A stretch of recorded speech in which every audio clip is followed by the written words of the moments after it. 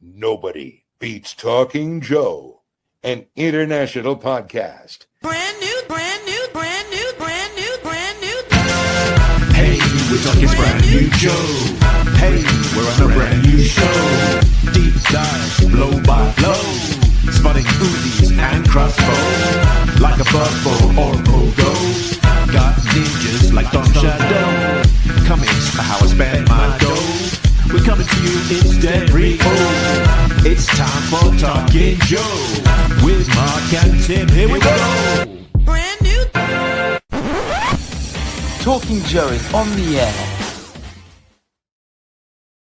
Hey, it's me, Mark, coming to you once again from the far reaches of the Energon universe, also known as the south coast of England. You are listening to Talking Joe, the G.I. Joe comics podcast. And if you're new to the show, you can find out all about us over at our website, which is talkingjoe.co.uk. Now, as I speak, I think we're on a very round number on YouTube. Let me double check what we are on. I think it is, well, I'm wasting time here now, so bear with me.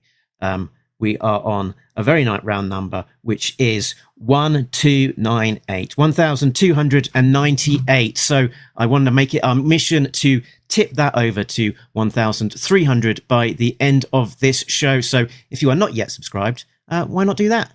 Like and subscribe and recommend to a friend. So today we will be talking about G.I. Joe issue number 24, which was released just this Wednesday gone, Wednesday 15th of July 2026. Now, this issue, in the form of an official synopsis, promised the end of story arc. What is Crystal Ball's secret plan? Risk puts it all on the line for an unexpected ally, but can any Cobra agent or Joe be trusted? We will find out about the trustworthiness of all of those Joes and Cobras as we delve into the issue, but I will not be doing that by myself. As always, I'll be joined by my co-host. It's a real American Tim. It's Tim Finn. Hello, Mark, listeners, viewers. Hello, comic book. Hello, that's a beautiful looking comic book.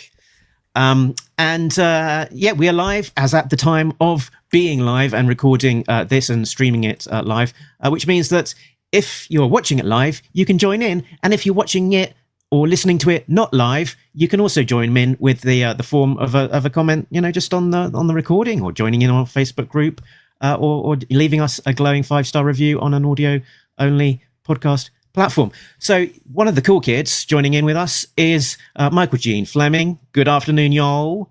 I finally got caught up on all my comic reading. We met Gene at Joe Fest, and you signed his Center Holds books, I believe, Tim. I am pleased to and very slightly embarrassed to be signing comics that I put together and edited. That's very flattering. Thank you, Gene, again. And here's Checkpoint Alpha. Happy Saturday, Mark. Just Mark and Tim. Thank you, Checkpoint Alpha. Glad you can join us live. So let's get into some of the stuff that has been happening, shall we, Tim? So before we cover our deep dive into G.I. Joe issue 24, and I do want to talk about that a lot because it is a heck of an issue. But before we do that, let's have a look at what's going on all around the Skybound world of the Energon universe. All around the Skybound world, are you looking for some G.I. Joe? There's Autobots and Decepticons and creatures from the sacred brain. All we need is Energon, sweet Energon. There'll be Energon everywhere. There'll be robots swinging, aliens killing, and Decepticons in the streets. Yeah! Yes, indeed. I thought a fun place for us to start would be an update on what artist Marco Fodera, friend of the show, is getting up to. He was at the Bergamo Comic Con in Italy just recently, and it looks like there are a lot of Energon Universe fans, EU Joe fans, we call them. Get it? A bit of a geography. I do joke get it for you there. So there looks like there's a lot of EU Joe fans due to the Italian reprints from Salda Press. So I was just going to share a little bit of what Marco was getting up to at that particular con. So I've shared this link on Facebook. This is a beautiful image of, black and white drawing of Major Blood, underlit. He's like, they're like all the shadows are on the tops of his muscles and his head.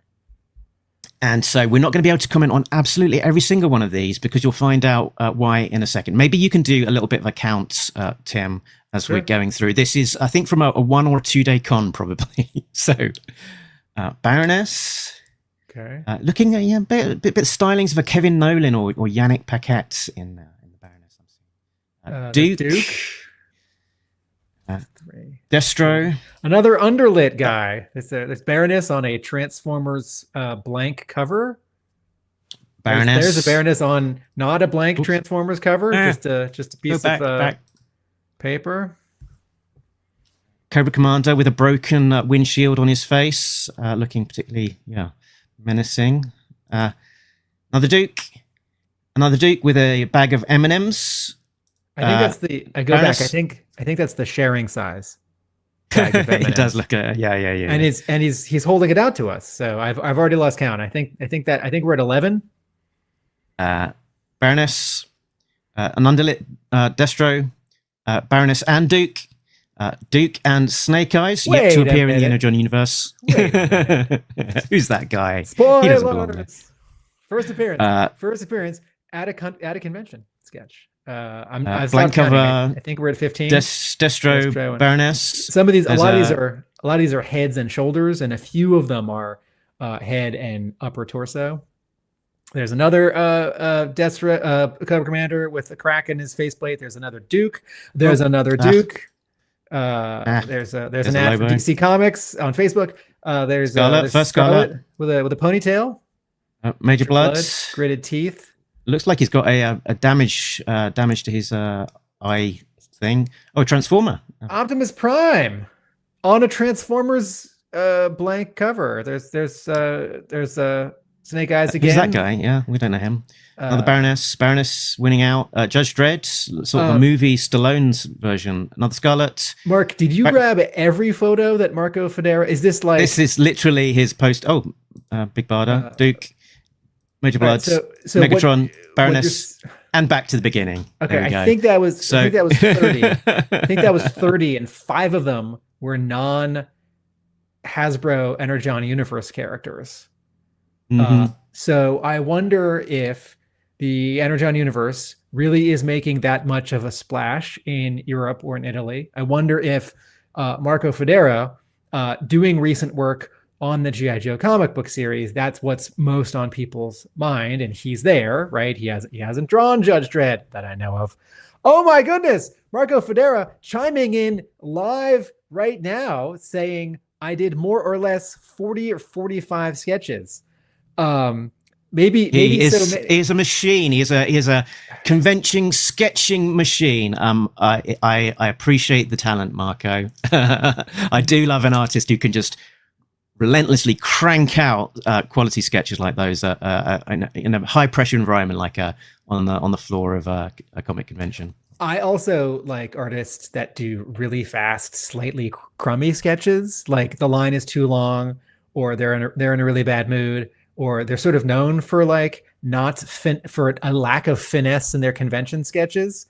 I met Eric Larson at a convention, I think in New York, 15 years ago, and he holds his pencils and pens in a funny way, and he sort of moves his hand over the paper like you're holding a mouse clicking on a computer, and I have this like very scratchy Savage Dragon sketch, which is exactly what I wanted. And I think, it took him like 45 seconds. And I don't want to stand there for 5 or 10 minutes. I don't want to feel anxious. Anyway, let's talk about G.I. Joe. I think that sort of muscle memory, almost like a sort of a stamp of this is the one that I know how to do, and it's going to take me approximately a minute, and so I can do a little remark, move on to sign it in their sketchbook or in the front of their hardcover and move on, and that's perfect. Right, so what's going on in the Energon universe? We've got to catch up of issue number 23 from last time. We hadn't seen this one. This is a Baroness variant by Martin Zavala. And this was an Anaheim Fan Expo exclusive, limited to, they say, just 599 copies. I wonder if they actually printed 600 and destroyed the last copy. I'm sorry, brought to you by who? Brought to you by Captured Collectibles and Sweet Deeves. The pre-sale was 24th of June. So this image is the Baroness, just her head and shoulder and both hands, and she's holding a sniper rifle up to her eye, and the scope is very, very short, and I'm getting a little bit of a made up weapon vibe from this, or maybe it's a real weapon, but I don't know if that would be the scope used for this action. And this is very, very rendered. This is very, very, soft cheekbones and lots of different colors on her glove and her shoulder. I think they could have probably worked a little bit more on the anatomy and perspective and a little bit less on the rendering, to be polite about it. I think the overall composition is a little bit wonky for me, but your mileage may vary. So what's up next? We've got an announcement of some Night Force reprints. So Skybound have just announced some additional reprints of the issues to date featuring the Night Force appearances, because we've had 3 issues introducing key Night Force characters. So Beachhead, Roadblock, and Shooter, not necessarily in that order. And with the Night Force versus G.I. Joe sort of head-to-head that we're expecting to see in issue number 25, they're kind of amping that up with some reprints. So let's just have a run through those. So issue number 7 was the introduction of Beachhead. So we've got a cover A by Andre Bressan and Adriano Lucas, with cover B, that sort of watercolored style of Major Blood, back with just one eye here because it's set before he lost his second eye, from Ito. These are third printings. Yes, so this one has already had the second printing with the Jason Howard background. So we're on to a third printing for issue number 7. I think you mean the Jason Howard lack of background. Well, yeah. So then we're on to issue number 12. It's the second printing, this time with a Jason Howard on a white background with a Night Force logo, this time spotlighting Shooter. So he shared on his Instagram some Shooter images, including the pencils for that particular one. And then we've also got a Destro from Ito. Another cool image from Ito. He's hot stuff at the moment, Tim. Destro is holding a big pistol. Looks kind of like it's got a silencer on it. So and he's got a sword or a very tall dagger in his other hand, and his When does a dagger stop just being a long dagger and start becoming a short sword? That is a good question, and I suspect that certain people in weaponry might have a measurement. Diana Davis likes these covers. This one, so it's a fun comparison, these two, because both have a white background, but one of these characters is drawn with ink, and all the lines are very tight, and all the colors are basically flat, and then there's this white background. That's the Shooter one, and then the Destro one. as you said, looks like watercolor. So in addition to there being a little bit of softness on Destro's costume and his rendering, there are these wet on wet and wet on dry sort of clouds and spatters around him that evoke the reflective red light of the jewel around his neck, or a blue blob on the top that doesn't say sky, and a brown blob on the bottom that doesn't say ground but doesn't not say those things. What they kind of say is this was painted on paper. Greg Augustin chimes in. To him, a very long dagger is a saber. And what are the other covers, Mark? So then we are on G.I. Joe issue number 18, second printing. We've got Jason Howard with a particularly chunky looking roadblock here. I love the colors that have been used on this one. I think I think that the colors are actually done by Jason Howard as well, and so he's in this sort of newly designed costume that hasn't actually seen print in the interiors of a book yet. I think he might be wearing this costume. Actually, I tell a lie. I think he might be wearing it on one flashback panel. But sort of carrying as well this modern weapon that he's got, which is the replacement for his Marjuice Browning. So here, cover here, A is here roadblock. He is illuminated with a red light coming from the left side. So on the side of his head, his collar, his arm, and a bit of his leg, there's this red. And if you saw this from far away, and since there is no background and no context, you might kind of think there's a red stripe on his pants, but that's actually he's standing near a red light, and I feel like that is a very subtle reference to Night Force. Either that Night Force's original colors were all black vehicles with those red stickers, that neon red, or that when things are dark and you have like infrared lights or like exit signs in stores, the on the visual spectrum, the color that's closest to darkness, that's least obtrusive, is red light. I'm not talking about a red light district. I'm talking about actual light that is colored red. What about that other cover, Mark? So then we've also got another one by Ito, this time for, can you guess, Tomax Zaymot? Place your bet now. I should know this because I had one of them as a kid and my brother had the other. We split that 2-pack. It's Tomax, right? Because he's got Tomax. Tomax has the symbol on his right chest. There's no scar, and also it's the collar and the symbol are in the right places for the classified Tomax. So we're looking up at him, and he's looking not just handsome, but sort of, I don't want to say hopeful, inquisitive, but he's sort of looking way beyond, inspirational. Yeah, but he's also looking way beyond the horizon. And whereas that Destro cover, the white background really is more the white of the paper.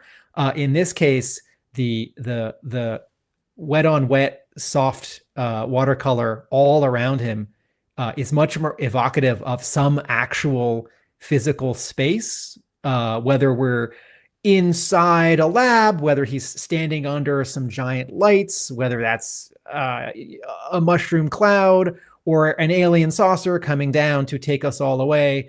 But this one does not read as, and that was not a criticism, by the way, this one does not read as Tomax on white paper that's got some color. This reads as Tomax is somewhere and we don't quite know when.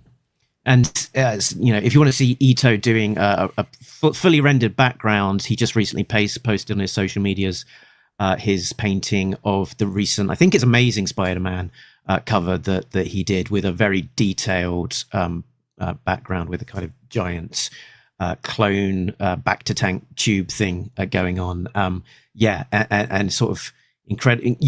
Given the tools that he's using with this, the wet watercolors that are quite difficult to control, it's an incredibly rendered. So have a look out for that. So that is all of these second printings. Next on the agenda is recently out Void Rivals number 31. That came out on the 24th of June.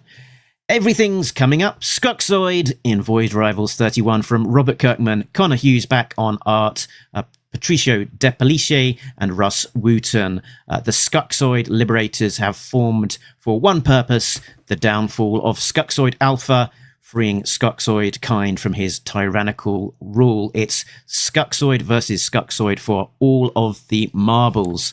And it's a sort of a fun jaunt to the side kind of one and done issue in terms of not connecting to that wider story of the Quintesson War and what's going on with the lead Void Rivals characters. But Skuxoid is such an appealing character, and I'm here for it. I love the Skuxoid story that's happening in Void Rivals. Transformers has now had 2 entire issues that are only about Megatron, and Void Rivals has now had 2 entire issues that are only about Skuxoid. And it's fun to see in real time, although on a time delay because they're making the comics in advance, Robert Kirkman get more and more interested in this character who only shows up in 1 episode, 2 episodes of Transformers season 3. And if you have not been reading Void Rivals, I don't think this is the issue that's going to pull you in. At the same time, if you like self-contained comics, the sort of motivations and fight and story in this issue are fun and interesting. And if you don't want to worry about like, the 2 planets and are they going to meet some Transformers or G.I. Joe characters? Technically, he's a Transformers character. But if you just like a single issue where a character is fighting for his rights, do pick up Void Rivals 31. I'm going to flick back to the Tomax one because Diana's got a great observation here. It feels like the reader is a person Tomax has just shot and they're losing consciousness or dying while he walks over them. I like this story that is being created here. And also say that I don't think I'm going to look at any of these Ito covers with some soft focus backgrounds the same way ever again, Diana. And I do like these particularly these second print and third printings because these are kind of one and done issues to some degree, that they are self-contained, introducing or spotlighting on each one of these Night Force characters, so they can kind of be read slightly out of order as well. So it's a great one to, if you are a little bit behind or haven't been picking up all of the single issues, they are kind of great issues to kind of pick and choose and read, not necessarily in order. Right, next up in the Energon universe, we had New Comic Book Day, 8th of July, with the release of Mask number 2. Sorry, I was just going to sing the first line of the jingle. Go ahead. So, continuing the story, it was a sort of a fun, kinetic, action-packed issue. It's always striking how much action and sort of momentum is included in all of these Skybound Energon universe issues. I did think as kind of Mask issue number 1 sort of closed out, and they were trying to look for this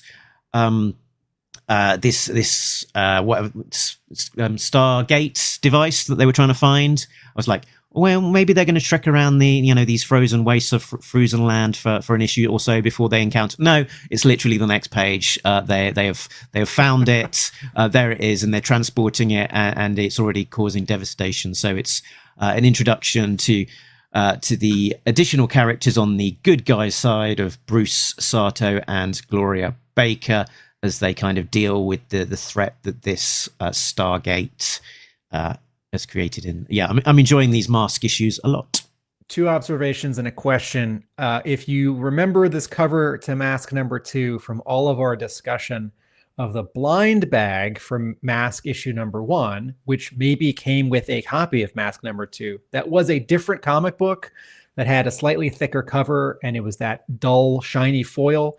For the Mask number 2 sort of advanced reprints. And in that case, that version, the background was red. The regular Mask number 2 cover A that came out when Mask number 2 came out, the background color on the cover is a light aqua. Number 2. Oh, Yeah. you could about to add something else about Mask? Yes. Number two, you were just talking about how much is happening in Mask and all the Energon Universe comics. This is not a criticism. I like most of Brian Michael Bendis's writing for Marvel, but the 2000s were that first decade was very much an era when a lot of comics were decompressed and there was a lot of conversation. There might be a 4-page scene where two Avengers are just talking, and the dialogue was often great, and then there'd be a fight, and the Energon universe is the opposite of that. So I'm holding up G.I. Joe 24. So many things happen, and like you just said, if this was an arc at Marvel 20 years ago, them looking for this space bridge, this Stargate, would be the first 6 issues. And as you just said, no, they find it. They find it in issue 2. And then a quick question for you, Mark. Can you sort of be specific and remind us the Stargate thing that Miles Mayhem finds in issue 2 of Mask? Is that specifically from Cybertron? Do we know? Is that specifically related to the piece of Cybertron that was in Destro issue 5 and in some early issues of G.I. Joe, or do we not know? Yeah, we don't know its origins. Given that the shard sort of landed all in one place, away from the frozen land, it seems unconnected. We did observe previously that some of the space bridge technology looked quite similar to kind of that round Stargate shape that we saw on the device on Mask. So maybe it could be that same sort of technology that we saw in Transformers with the space bridges. So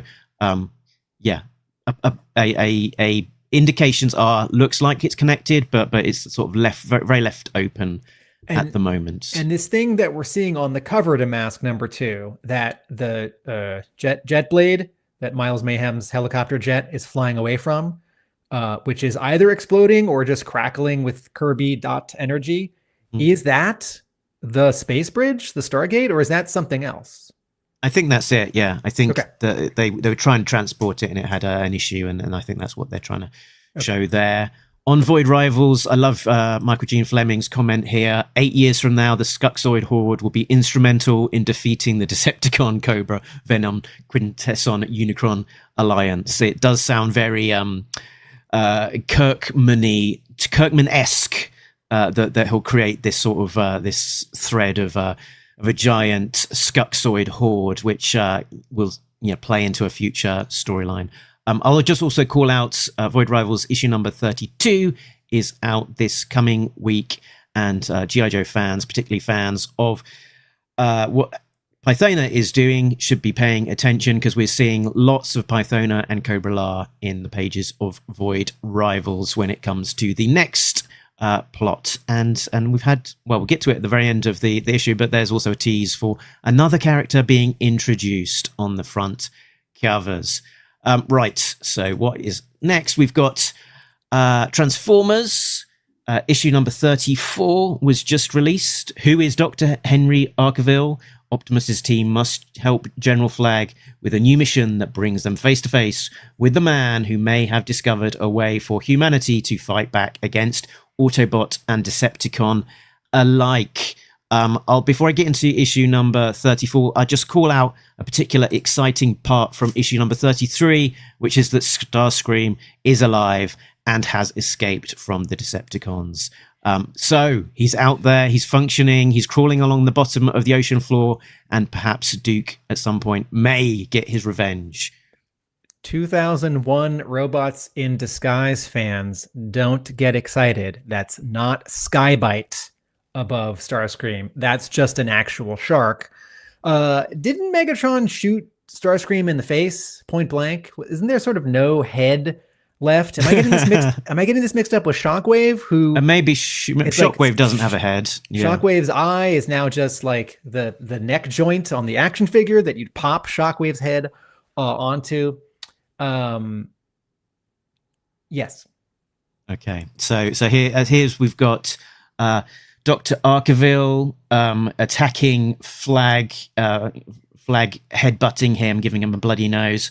And then after this scene, Flag offers him the directorship of Shadow Watch. So I think in terms of Flag's recruitment policy, he's had Miles Mayhem. He's now had Dr. Arch Evil is his actual name. I think his judgment in terms of who is pointing to senior positions is certainly compromised. But yeah, another fun issue. There's a lot happening in Transformers at the moment. Can you go back to the slide that has the cover A and the description? Yeah. This happens every couple of years, folks, with Transformers comics. Marvel, I don't know that this happened at Dreamwave. IDW and now Skybound. I'm not talking about B or C or any variant covers. I'm just talking about regular covers or A covers. Folks, it is an issue of Transformers where on the cover there are no Transformers. And that's sort of like, every couple of, with variant covers and with so many series, it happens more often. But how often when you pick up an issue of Batman or Detective or Batman Gotham Knights or Batman and Robin or Batman Shadow of the Bats, how often do you think that there is no Batman on the cover, right? It's like just Commissioner Gordon and someone that he's arresting, or like just Catwoman and Robin looking up in the sky longingly. Anyway. So that's the comics. We've got San Diego Comic-Con coming up next week. I think it sort of kicks off on Wednesday. Some activity already starts happening. So for the comics side, there's 3 main events. There's Transformers and G.I. Joe. The Energon universe is unstoppable. So that's the panel where we'll get to find out all of the latest cool comic news. We've got a panel all about blind bags, chases, and the psychology of collecting, which sounds fascinating. I just want to go and back a slide. Also, can I just Robert say Kirkman live at San Diego. So this kind of the Kirkman keynote. You on this one? So I just want to point out the middle one with the mask and the psychology of chasing blind bags. Can you go to that slide? Oh. It's sort of like, well, who would be on this panel? It's like, well, it's Michelle Waffle, who's the senior comic specialist at PSR. It's Arun Singh, who's the what a surname, by the way, Tim. Nominative determinism. There's someone called Waffle who's on a panel talking about the psychology of blind bags. There is Arun Singh, who's the VP. Who's a VP at Skybound. There's David Nakayama, who's a cover artist. And there's Danielle Sauvé, who's a collector and influencer. And this is moderated by Caitlin Corsetti, who's senior manager of copywriting at PSR. What is PSR? Cool. And then can you go back 2 slides to that? It's got the 4 images and it mentions. Okay, so this is a reminder, everyone. While we are talking so much about the Energon universe and Skybound and these 4 comic series, Battle Beast, Invincible presents Battle Beast is still chugging along, and now there are issues with backup stories that have new Invincible short stories in the back. Right, we're a couple months into that, and then the 3rd image here in this 4-part image in this Skybound social media panel promotional image for the big convention is from Terminal Number 1, which is this new, it has been compared to X-Men by people at Skybound, and it's co-written by 2 big writers, including Kirkman, and it's drawn by 3 very, very exciting artists and colored by 1 very, very exciting color artist. And issue 1, folks, arrives 4 days, Sunday, Monday, Tuesday, 3 days from us saying this during our live stream, and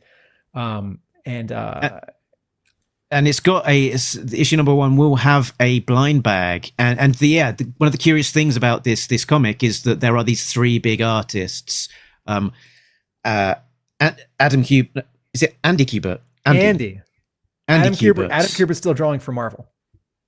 Andy Kubert, David Finch and Arthur Adams sort of taking turns in arcs or whatever. So the first issue has got Andy Kubert on art. So it's like it's a big launch, but you were only seeing art from one of the main artists. So how do you address that in your blind bag launch? Well, what you do is you release in one of the blind bags issue number 7, drawn by David Finch, and issue number 10, drawn by Art Adams. That is wild. The Skybound just go nutso with these blind bags. They, alongside issue number 1, you might get issue number 7 and issue number 10, and probably more besides. I'm loving it.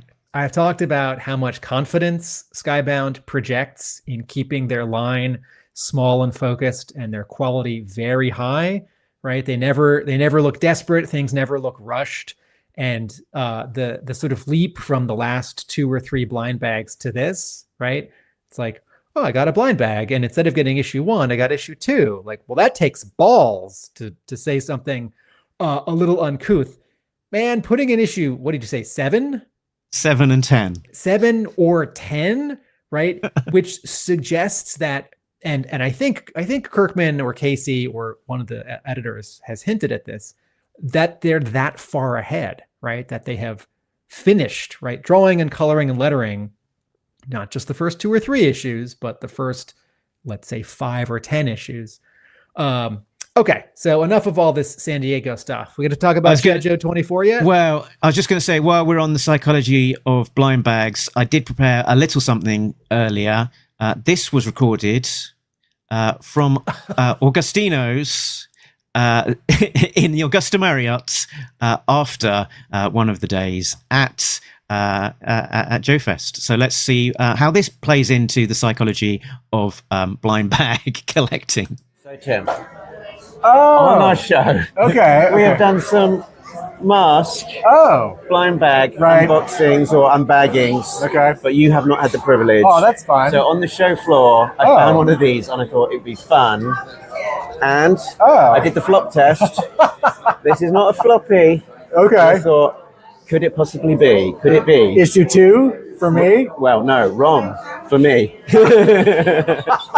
Right, if it was issue 2, I would have bought one of Mark's brother's copies because he brought 5. And he hasn't given one to him. That's not a bad price. Yep. So just a little bit about cover. $6.24. That's cover plus tax in Massachusetts, where I sell my comics, periodicals, comics, and magazines. No sales tax. I haven't opened one of these in a while. How do I? If only I'd brought my scissors. And you do it in. It's a blind bag, and I'm opening it in front of Mark at the bar. I wish I had scissors. Fork it. Like that. You're going to eat with this.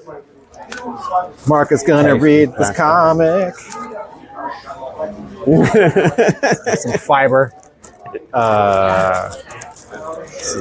This is the part that you speed up. Yeah. Okay. Bags. There you go. It's happening. And you're a little bit fast. And I'll let the camera now before I Close my eyes.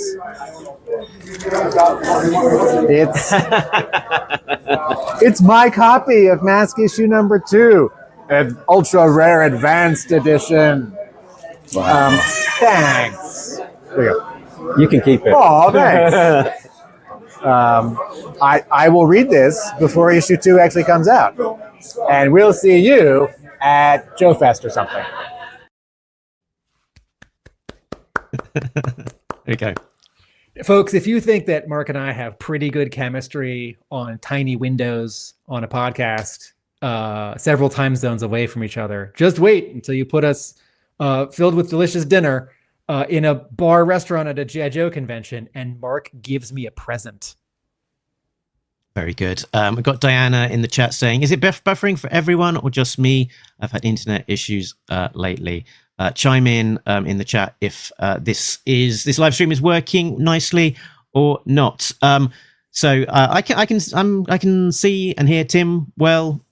So I'm hoping that is a good indication. If there's issues, do let us know in the chat. So I think that is basically it for the show. No, I've got a yes. That's either yes, it's working, or yes, it's having problems. Yeah, we'll find out. But yeah, let's move on proper to this issue, which is brought to us from the creative team of writer Joshua Williamson, artist Andrea Milana, colorist Lee Loughridge, letterer Russ Wooton, editor Ben Abernathy, publication design Andres Juarez, and production Abigail Lee. Marco Federa says it's working fine for him, so it's at least reaching across the wires to Italy. And here we go. Greg is saying that he's streaming fine as well. So reaching the West Coast, I would imagine. So now that we've looked, looked at the credits, we can delve into the things that they stick on the front of those issues, which we call covers. Wrong jingle. Well, I'm maybe preempting something there. We could save time. Let's have a look. Let's have a look at the covers in the gallery.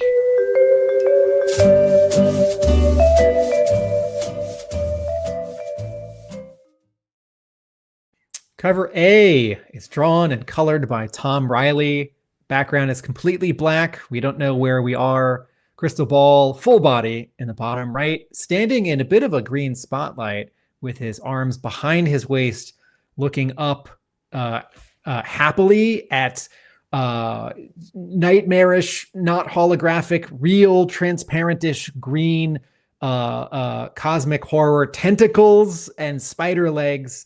Holding Risk, who coming in from the top left of the cover is trying to punch and kick and run at Crystal Ball, except he's been lifted off the ground and is being held back by these horrific arms and tendrils. And Risk is saying, let me at him, I'll splat him. Right. And this is a really fun cover. It's very much a match for the last two, which were various characters and dire tech in this glowing, almost translucent green with black backgrounds.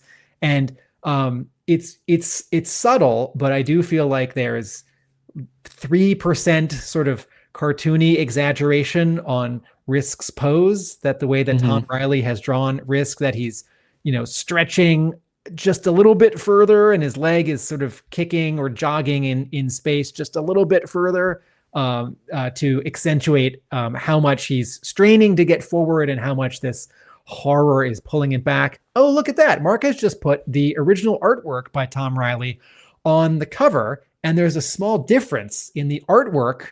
The background is not inked in black. It's just been left white. So I guess the black was added at the, after the scanning and adjusting the artwork stage. But also Crystal Ball in the original artwork is standing on a rectangle, which either is sort of a shaft of light coming from a doorway or a throw rug. Well, yeah, if it was going to be inked digitally and all of that, why it would be inked in, it would sort of give a different feel to it. It would look, I think, less like tassels and more like tapering. But yeah. Yes, thank you. Fun cover. Cover B is drawn by Joshua Cassara and colored by Romulo Fajardo Jr. We see 4 Cobra Valkyries. One is sort of big and full body in the foreground. They're all facing to the right. They're all firing or getting ready to fire with various machine guns and pistols. The logo above them is red, matching the visor and the Cobra signal on the front Valkyrie. They're standing amidst sort of blown out vehicle and buildings with no tops and the windows blown out and some debris and a smoky cloudy sky. There's a power line in the background that's sort of on the fritz with electricity. And this cover, I think very incidentally, this cover reminds me of the like the connecting cover to issue number 1 that David Nakayama drew, which was like one was Cover Girl and one was, I can't remember, Chameleon, and one was Baroness and one was a Valkyrie, but the sort of facing the right, it's a Valkyrie and this overall color palette with sort of, urban war zone debris. This is not an homage. I think it's just a coincidence, and a perfectly fine coincidence. Yeah, notice how one of the leading Valkyrie has got a sort of a V, denoting that they're an officer, whereas the others have more of like a kind of a slot for like night vision gear or whatever. Yeah, Greg opted for this cover. Interesting. Transformers, I always buy the B covers because I like that series originator Daniel Warren Johnson is drawing those. Right. And I do like David Nakayama's covers for A, but I see those at the end of every issue in the preview for next month. So it's kind of my way to get both. Folks,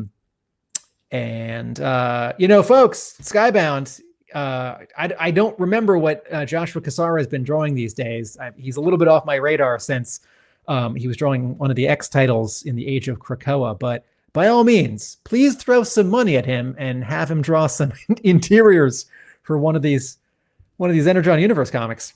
Yeah, love to see that. Cover C, which I guess this is the 6th time I've said this, is not a 1-in-10 ratio variant. It is a regular open to order cover. This is head and shoulders looking straight on at Stalker. This is drawn and colored by Ben Oliver with that, we've seen it before, bluish gray background, which sort of feels like a concrete wall behind them, but may not be. Stalker is looking straight at us, slightly furrowed brow, with one brow slightly cocked, and his lips are very, very slightly pursed. This is serious and focused Stalker. He's not like telling himself a joke, and he's not like thinking of an idea. He is looking straight at you, and he has a plan. And as with all of the Ben Oliver covers, this looks like a real person. I don't think this is photo referenced from a real person, but this is not a stock face, as a lot of comics artists draw, which is totally okay, by the way. This is a specific person, and it's fun that Stalker gets to be a specific person. Yeah, I always like to have a guessing game as to who the real life reference most looks like.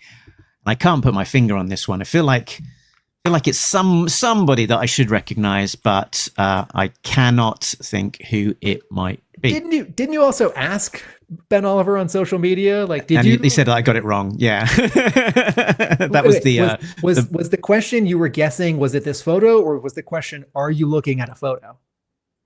A bit of both, I guess. Okay. Yeah. Right. Next up is cover D is the 1-in-25. This is drawn by Tonsi Zonic. This is almost all white. This is this cover, this design scheme that we've seen now, where there's a Joe and a Cobra. The Joe is just sort of head and shoulders in the cutout space of the vertical silhouette of their signature weapon. In this case, the Baroness. Within her rifle, and she's only dark blue and medium blue. And then everything around her is, it sort of looks like an Arctic scene, since it's all white with just light blue inking for the outlines on Chameleon, who's standing in, I think it's snow, and she's holding her sniper rifle down at the ready. She's looking to the right, and while she's not looking literally at the Baroness, who's not actually standing there, it's a montage, she's kind of looking right at the Baroness. And when I looked at this cover, I wondered, is that line running down the Baroness's chin from the corner of her mouth, is that blood? Like she just got punched? And then I also thought, Mark has been keeping track of that. The artists have been keeping track of both of these characters having a beauty mark on their chin. And we definitely can see the Baronesses here, but we can't on Chameleon because the way that she's turned, and that's okay. This is a very cool cover. And man, if this was on a crowded new comic track with a bunch of everything else out this week or this month, this would pop. And if this was the main cover and I picked this up, I would be disappointed that this issue does not take place in a snowstorm outside. But I might be thrilled that it takes place in a horror-filled castle with a crazy Cobra adjacent crazy guy. I also have got on screen the rough for this particular one from Tonsi Zonic. Very similar, but him being him, he obviously has to make more work and draw it twice. So there we go. But keeping very much to the original idea of the Baroness against a fairly stark white background in that cutout of her signature weapon. Cover E is the 1 in 50 ratio variant, and this is really fun because once again, Tom Riley, who is the main series artist but is not drawing this arc, is the main series cover artist, does the A cover. But on the issues that Andrea Milana draws, he gets to draw a variant cover, and once again, it's the D cover. And I don't think you have a side-by-side of A and D, but folks, the Tom Riley cover and the Andrea Milana cover really nicely sit side by side because each of them is one or two of our main characters with a black background, about the same size, fighting a bunch of this translucent, not quite transparent, green, not quite holographic physical monsters. In the case of D, you can go back to the full one if you would. In the case of D, it's Destro, left hand down, holding at bay this coiling king cobra with fangs bared and red eyes glowing red, with his right arm up, but being held back by more of this snake. He has his, let's say, saber, and there's a gritty determination in his gritted teeth. And this one was also colored by Andrea Milana. The green of cover A and the green of cover E are slightly different, but I don't know if they were coordinating or editorial was having them coordinate at all. But like I said a month ago, it's fun that Riley gets to draw a cover where he does one image that represents the issue, and then Milana gets to draw a cover where he draws what I sort of think is like the other image that you would think of if you had to summarize the issue for a cover. Great. Mark, are there any retailer variant exclusive covers for this issue? There are not, Tim. I think this could be could be the first issue. We've got to issue number 24, and it may well be that this is the first of the issues that has not got a retailer variant, at least not one called out in the credits. Wow. I'm surprised because every issue has had some, and some issues have had a ton. Do you think this is related to gearing up for San Diego? Do you think that so Skybound attends 2 conventions a year, C2E2 in Chicago and Comic-Con International in San Diego? They don't attend Joe Fest. They don't attend New York Comic-Con. I assume sort of the not comics people, but the like brand and licensing people might attend like a brand or a licensing show. But when publishers gear up for San Diego, there's a lot to do because you're getting 2 or 5 or 10 people to drive or fly to San Diego, and there's hotels to book, or maybe receipts to reimburse if they're all booking themselves separately, and lining up your slideshow and your announcements and your panel, and if you have some giveaways or some exclusive things to sell. So I wonder if in the timeline, Skybound, we do think that they make G.I. Joe, pretty ahead of schedule, but I wonder if that time was taken up, or if maybe, do you think it's possible that there's going to be a surprise variant for 24 at San Diego that Skybound is selling, and they don't want to have that compete with sort of regular retailer variants? I think that's overthinking it. Yeah, I think there's an element of, as you say, possibly it might be useful to just free up some time and sort of do some of that prep for other stuff. But also as well, we've got issue number 25 on the horizon. So it could well be that a retailer would be like, okay, I'll just like hold fire this month and do something for for next month, so that I've got a bigger push to with all of that publicity for issue number 25. That might do better numbers. And remind me, is 24 the end of an arc, or is 25? Oh, that's a good question. I think it was 21, I want to say, was the start of this. Start of the arc. You know what? I should have... no, actually, no, 20. I'm getting a bit muddled now. I'm not sure. How's it going to be collected? Let me see what the Image Comics... Okay, the Image Comics website for issue 3 includes through 18. So volume 4 is going to be 19, 20, 21, 22, 23, 24. Okay, so it is the end of the arc. 25 will be the start. Yeah, we think it's the start of the next arc, and that makes sense because it's a Night Force versus G.I. Joe arc. Yeah, and it's oversized. And the first issue of each arc for G.I. Joe, Skybound has had extra variant covers, including they've gone back to blank sketch covers and those die cut wraparound ones with a face, someone's head. Yes. What next? What next?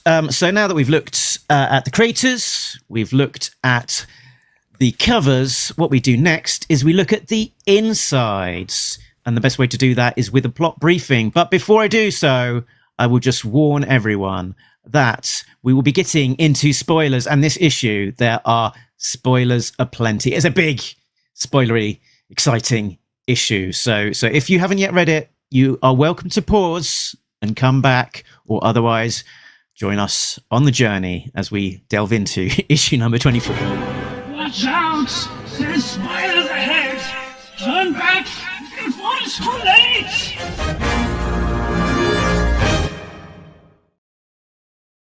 Right, so let's get into it with a plot breakdown. Plot breakdown. Crystal Ball goes full open kimono as he reveals himself metaphorically to risk monologuing his origin story as he battles, donned in a tentacled Cthulhu dire mask. Working as an interrogator, he worked on a new technology. He moved to Badhikistan and found Energon, which allowed him to create dire tech constructs. Elsewhere, Destro and Baroness are attempting to free Chameleon and Stalker from their torture device by destroying the Energon power source. As Crystal Ballroom, or whatever his name is, loses his power source, he is punched out by Risk. With Crystal Ball defeated, Baroness and Destro's truce is over and they go their separate ways. Risk brings back Crystal Ball and Mercer in chains, and Destro returns with an angry Chameleon, a Hall of Energon, and the Diatech. In his freaky test tube room, Cobra Commander asks his Valkyrie a great sacrifice. What that is, we do not yet know. Back at the pit, Risk talks to Mercer about turning to the good side. The Joe team regroups and Baroness shares her suspicions around Hawk, who is interrogating Crystal Ball. Crystal Ball realizes that Hawk is actually Zartan, leading Hawk to, wait for it, slit Crystal Ball's throat, just as Baroness walks in. Awkward. Tim, what an issue. Yeah. I was it last month or the month before where I sort of tossed out like, oh, they're going to kill someone? Are they going to kill Risk? Like, no, I don't think so. But they killed someone. Now, they have killed Bumblebee, but it sort of looks like, you know, the new writer on Transformer wants to bring him back. And I'm pretty sure they killed Starscream, but Starscream's fine if on the bottom of the ocean and very upset.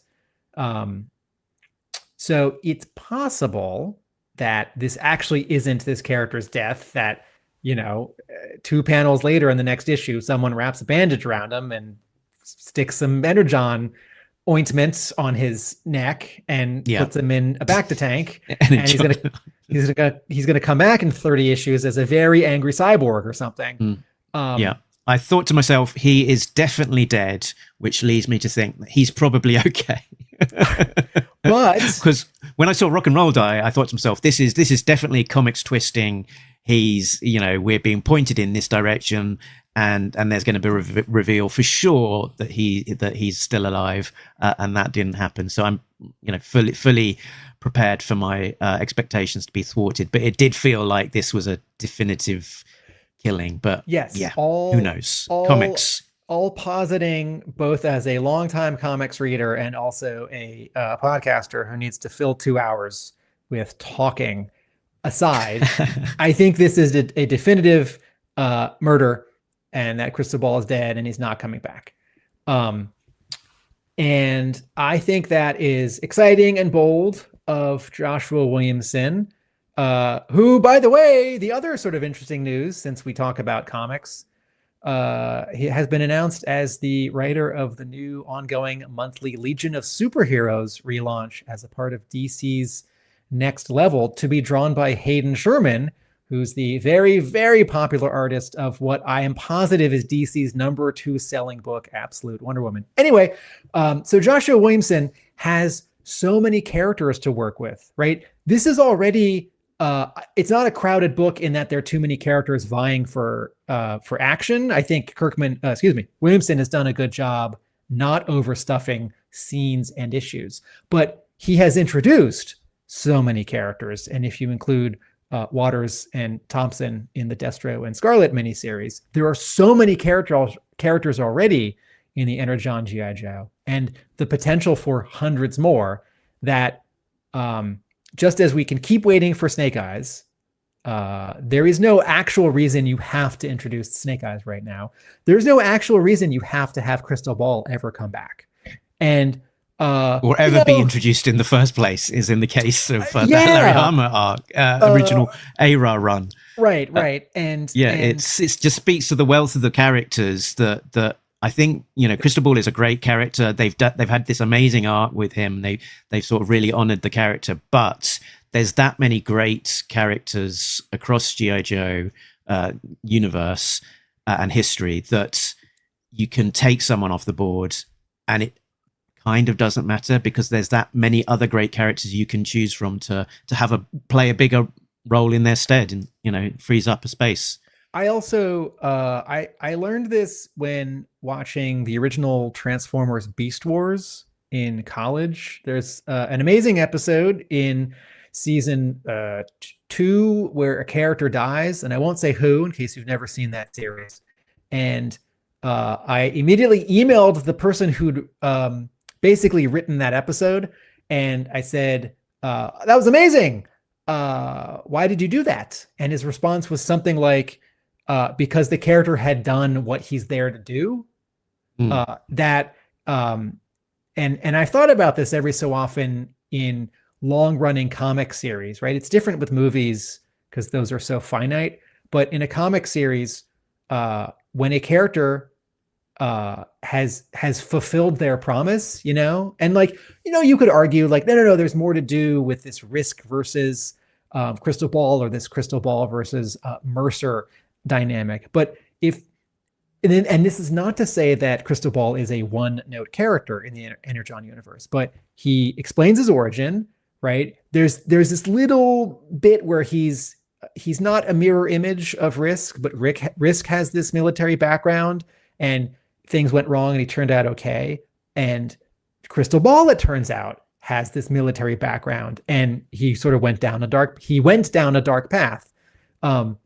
But if the point of Cristobal is to terrify Joes and Cobras and to introduce dire technology and to upset the balance of power, maybe you don't need him anymore. And maybe a return appearance, he would just be doing that again. It's like, well, let me put on my mask again and have some snakes and tentacles attack you. And you could argue well, maybe you sort of combine that with Transformers or with Void Rivals, right? But as you said in your plot summary, that technology has now gone to Cobra. So that can happen, right? Dire tech can now be bigger, or it can just return even if not bigger. Or change. Yes. He transformed. Cool. Where should we go next? Should we do a bit of should we start the beginning? I mean, before we do that, maybe I'll. This was an interesting issue. It felt like a lot happened, and there's a few distinct things that happen. There's the crystal ball sequence, which takes up the bulk of it. We're then back with Cobra Commander and his Valkyrie. We're then back at the pits, and we're getting a bit of a recap and a regrouping of the Joes, and then we're in this interrogation room, and it felt like almost like there was just multiple sort of false stops to the issue. It's like, okay, that's probably there's more. Oh, there's more. It felt like a very full issue, and I was kind of getting more than almost I expected I would out of just a regular issue, that we got these extra beats at the end of this exciting adventure. Yeah, almost all these issues are 20 pages. Every so often there's an extra page or a couple of extra pages, and the cover price goes up. And I'm always aware when I'm 2/3 of the way or 3/4 of the way. It's like, all right, is this my last page turn? Am I going to get to the final page shock that Skybound generally does? Like, oh, I've got one more, right? And this issue had 2 of those in a row.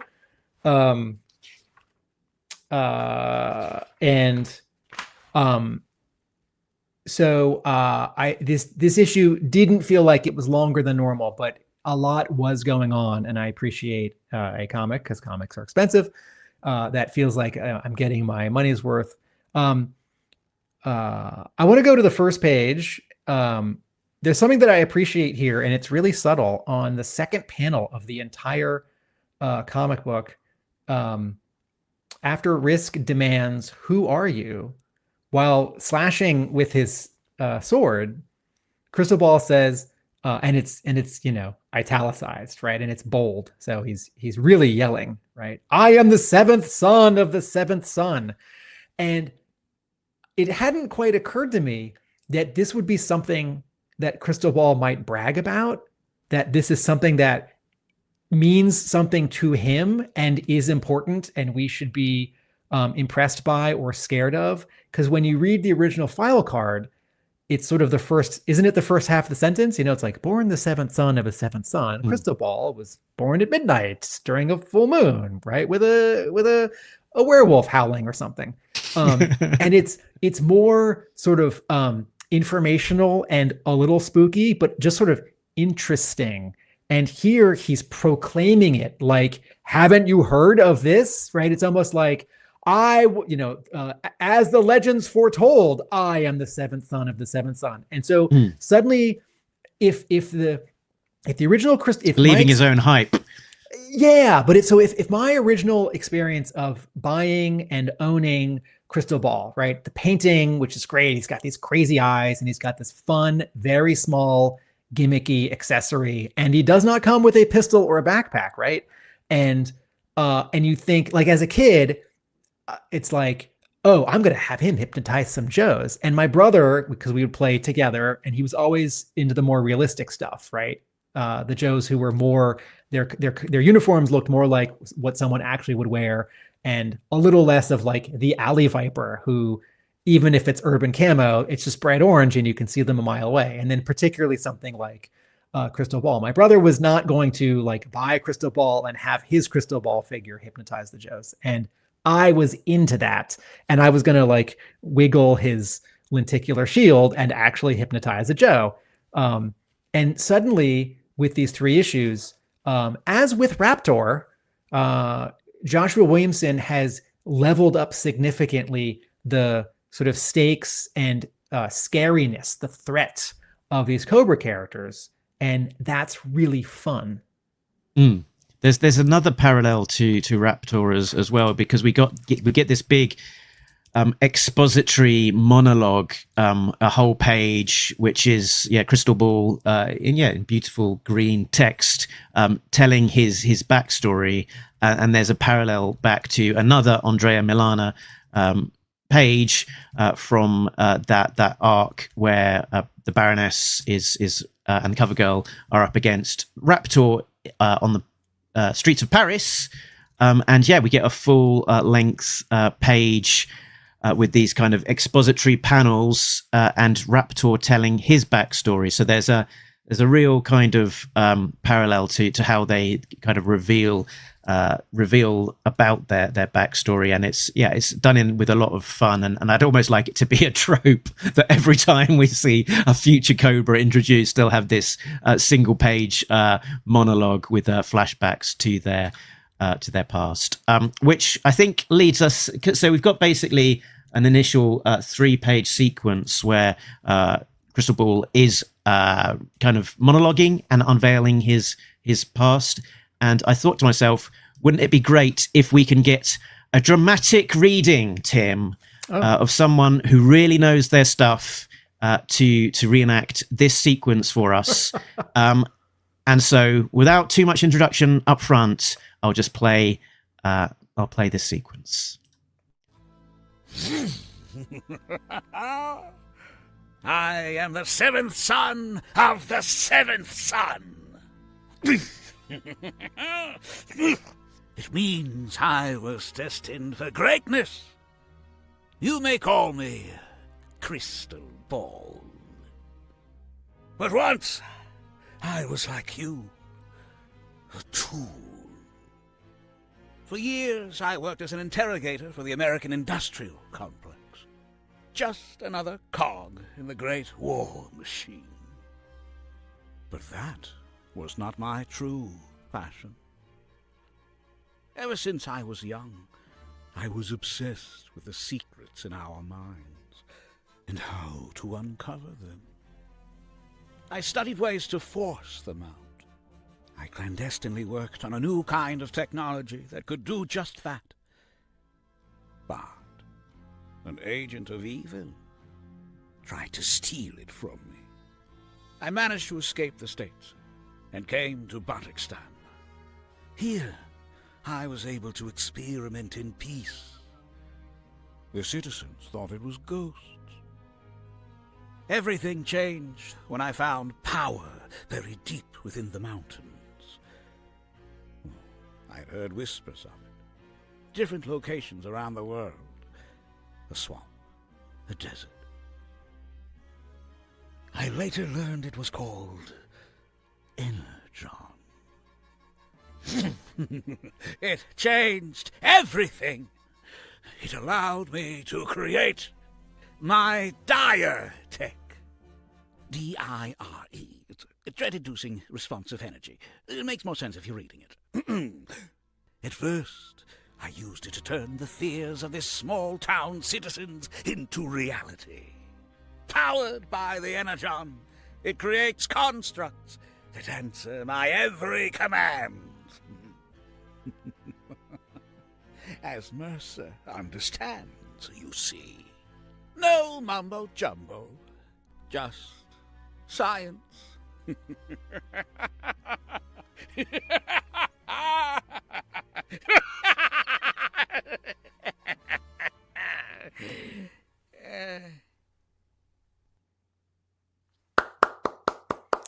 Folks, if you're listening and not watching, that was voice actor Frank Todaro, who is a friend of mine from many years back at SpotCon and the official Transformers Collectors Convention.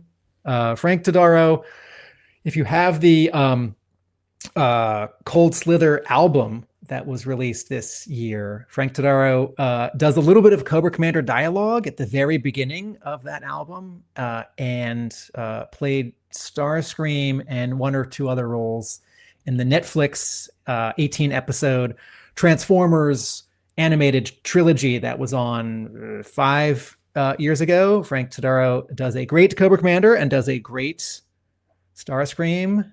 And Mark and I had been talking a little bit in the last few months about maybe asking him to do a little bit of dialogue. And this is a surprise. I did not know that Mark had asked Frank Todaro to record this. And as much as I wanted to do an entire page monologue in my middling impression of what's his name?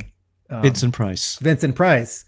I yield to a professional who is not just a professional voice actor, but an excellent professional voice actor. So what a fun surprise. And also fan of Vincent Price as well. So he's got I think this is an air freshener in his car, a Vincent Price air freshener. I've seen him post on Facebook collecting Vincent Price toys and so on. And so I asked him, I left it up to him. He's the professional, but I mentioned that we've been trying to channel Vincent Price. I also felt like there was a bit of Burgess Meredith, voice of Golobulus kind of in there in the mix as well. But it was absolutely glorious, and I think one of the high points of doing this podcast was getting that dramatic reading back from Frank. Greg Augustine points out, I feel like I'm huddling around the radio in the 40s listening to a serial drama. I should also say that while I think of Frank Todaro as a voice actor who's done a tiny bit of G.I. Joe work and a small but important amount of Transformers work, he also played Starscream. There was that theatrical limited release 2 years ago of the first 3 episodes of Transformers in movie theaters. And the first episode had a live table read of surviving voice actors like Peter Cullen and Frank Welker, and then 1 or 2 newer, younger people to take the roles of characters whose actors are no longer with us. And very smartly, the people in charge of that performance hired Frank Todaro, who is like our generation, to play Starscream. But in addition to this little bits of Transformers and G.I. Joe, he's also an accomplished voice actor who's done video games and shows that I don't talk about on a G.I. Joe comics podcast. So if you are a casting director and you need to throw some money at a voice actor who will do a great read for you, think of Frank Todaro. And Frank will be at San Diego Comic-Con, being very busy. He will be at the official G.I. Joe panel as well. He's been doing some wherever there is new content, essentially, with Cobra Commander's voice, whether that's video games or promos or for Hasbro, video game companies, toy retailers like Big Bad Toy Store recently did an unveiling of the hooded Cobra Commander with a fantastic little stop motion video, and Frank lent his voice to that Cobra Commander. So wherever you see Cobra Commander, in voice form, it's likely to be Frank doing that voice. So it'll be interesting to see what part he plays at the G.I. Joe panel at San Diego Comic-Con, and he'll also be doing other things like the Cuphead show, the Transformers concert, and various other signings and panels. 9 panels and signings. Frank Todaro is going to have a very busy Thursday, Friday, Saturday, and Sunday at Comic-Con International. Let's get back to this comic.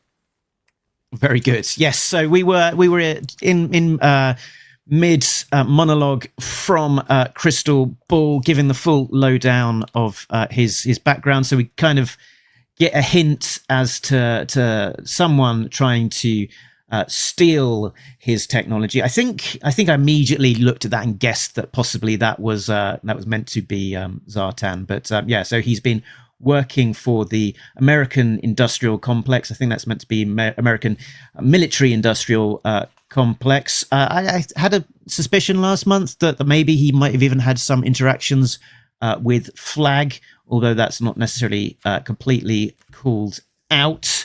So he takes his technology, runs away to Bad Hickistan. He finds the Energon, what he says. I later learned it was called Energon. So he must have learned from somebody as to its name. Again, maybe it's Flag. And allowed him to create his dire tech, dread-inducing responsive energy. And then we're back to it. So, all right. So my 2 thoughts on this big page 2 and 3 monologue.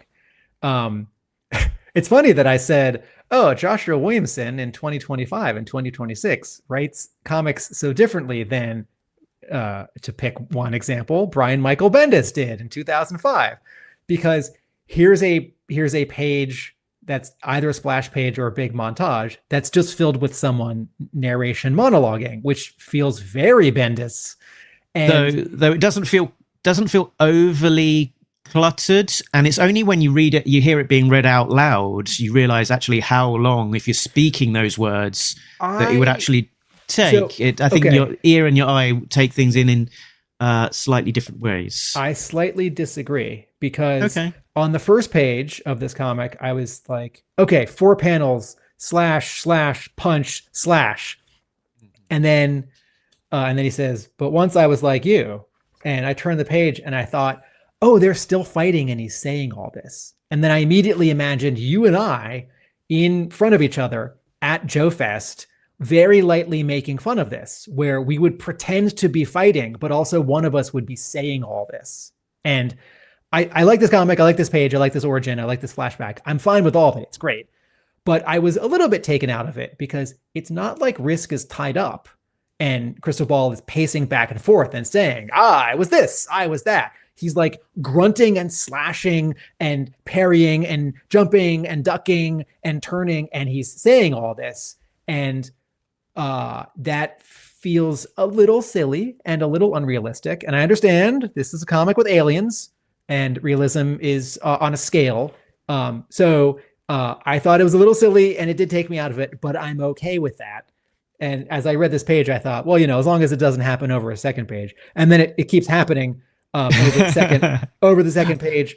But can I give a contrast? Can I give a quick? At least by the third page of the comic, the second page of this monologue, they're no longer punching and kicking and slashing.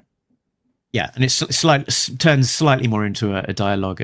And I guess as a contrast to the Michael Bendis sort of style of writing, that we're not sort of seeing photo stats of talking heads at a table, with the reuse of the panel multiple times. It is a lot more sort of dynamic than that. It's not people just sat talking, which was a bit of a hallmark. Yes, this isn't the Brian Michael Bendis podcast, so let's not linger too much. Okay. But it's not that every one of his long dialogues and monologues was only copied and pasted panels. I thought that this little silhouette on page 2 of an agent of evil coming in the doorway, and we don't know who it is, right? We can't tell from their silhouette. They don't have any particular shape that says, oh, that's a certain character, and there's no identifying like weapon. I thought we would not, and then sort of flipping back to what I was saying, that Williamson and Skybound sure pace their stories very quickly, and a lot has happened in these 24 issues. Hey Tim, when you're gonna learn who this mystery agent of evil silhouette is from page 2? On page 16. Yeah. And then it made more sense a page or 2 later when Crystal Ball is murdered, because as I said, this is the end of his story. He has nothing else to do. His props, his tech have things to do. Yep. So we get. There's a little detail on this page of Risk, which is on the body armor of this sort of Diatech version of Risk Zombie. You can see on this sort of chest, this what do you call it, like flak jacket, whatever. There's a couple of letters on his teammates. Previously, it showed the word police, whereas here we've got something A. So I think that is spelling out CIA. So I believe this is kind of pointing to the fact that he was working as a CIA agent overseas on this particular mission, rather than necessarily being embedded in the British police, and making that plot aspect a little bit clearer. I appreciated at the end of this monologue, we're on page 3 here, that Crystal Ball says, my work is more than just some machine. It peers into your mind and turns your fears into something real. I appreciate it because I was still thinking like, no, this is a hologram, right? I know it's sort of not a hologram in the last 2 issues. And then this is sort of backed up a few pages later, 2 pages later exactly, when the Baroness says, whoever controls this place must not like us messing with their tech. And Destro says, she shoots one of the green snakes, and Destro says, these creatures are not real, Baroness. And then on the next panel, you see these two sort of, I guess, smoking bullet holes in the snake that the Baroness just shot. And so you may feel that this is sort of a little bit overly expository on the part of Crystal Ball back on page 3, but I appreciate that he's making it concrete for everyone. For me, like, these aren't holograms, these aren't hallucinations. They're real and they're physical, and they come from your mind. And if part of me is like, yeah, but how does that work? It's like, no, it's Energon, Tim.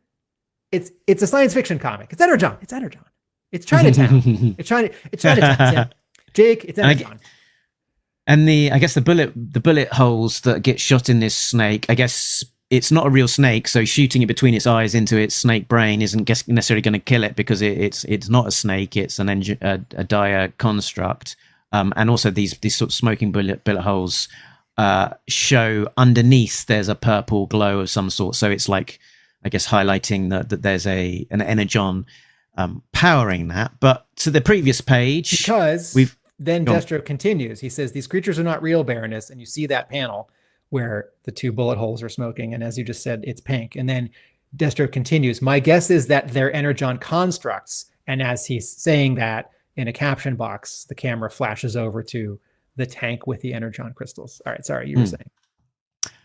So they were attacked as they were investigating this torture device that Chameleon and Stalker have been plugged into, and there's this interesting little inset of 2 panels of into, I guess, the minds of these 2 characters. We've got Chameleon looking quite strange. She's sort of holding her head, and it looks like maybe her hair or her wig is coming away, and underneath her face it's looking like there's like robotic technology sat there underneath. And she says, he'll kill me if he finds out, which is interesting. So I think we've previously had a hint that there's more to Chameleon than just a regular human. That in Destro issue number 4, she talked about this fluke technology that her father had installed in her, like a sort of electro pulse kind of protection stuff. And I guess this is pointing us towards the fact that has had a significant impact on her physiology, that underneath her, human appearance, that maybe there's a lot more going on underneath. But this sentence, he'll kill me if he finds out. Yeah. Who will kill her and finds out what? Is that her dad? Is that Destro? Is that Cobra Commander? Is that Galobulus? Is that someone we don't know yet? Presumably, she and Destro have been physically intimate and fully naked with each other. And so if she has any robot parts, or it's just like code or something really subtle, a doctor exam or a lover exam would not reveal that, right? So what we're seeing here is very much an exaggeration of her worst fear. It's not a peek into sort of, she's a cyborg. She's not a cyborg.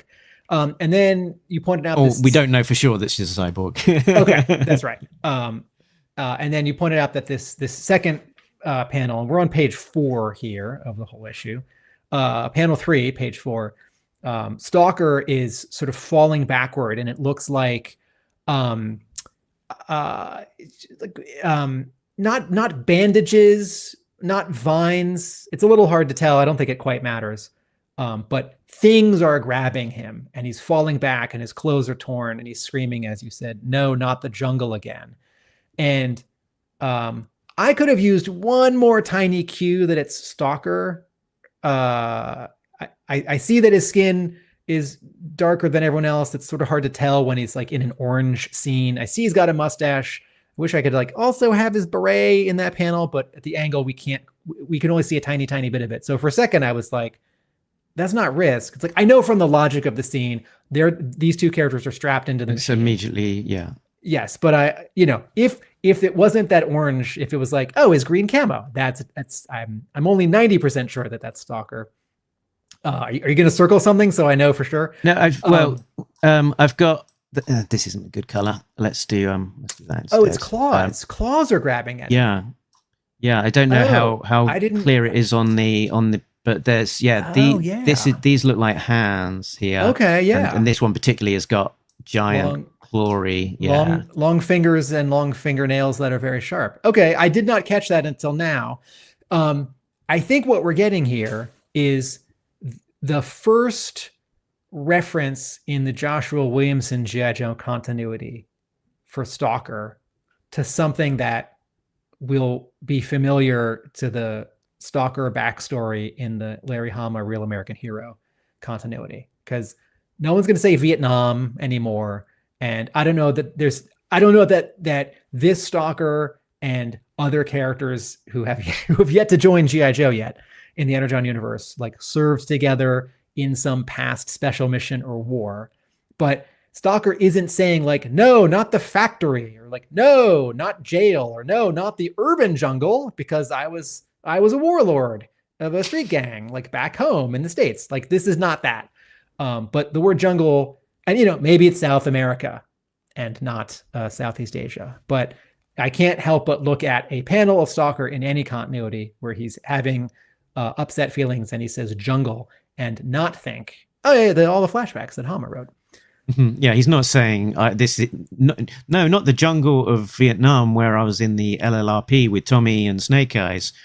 He's saying an unspecific jungle, an unspecific time, and the horror, or the real horror that he experienced, or the amplified horror of this memory through the diatech that he's having turned into a nightmare.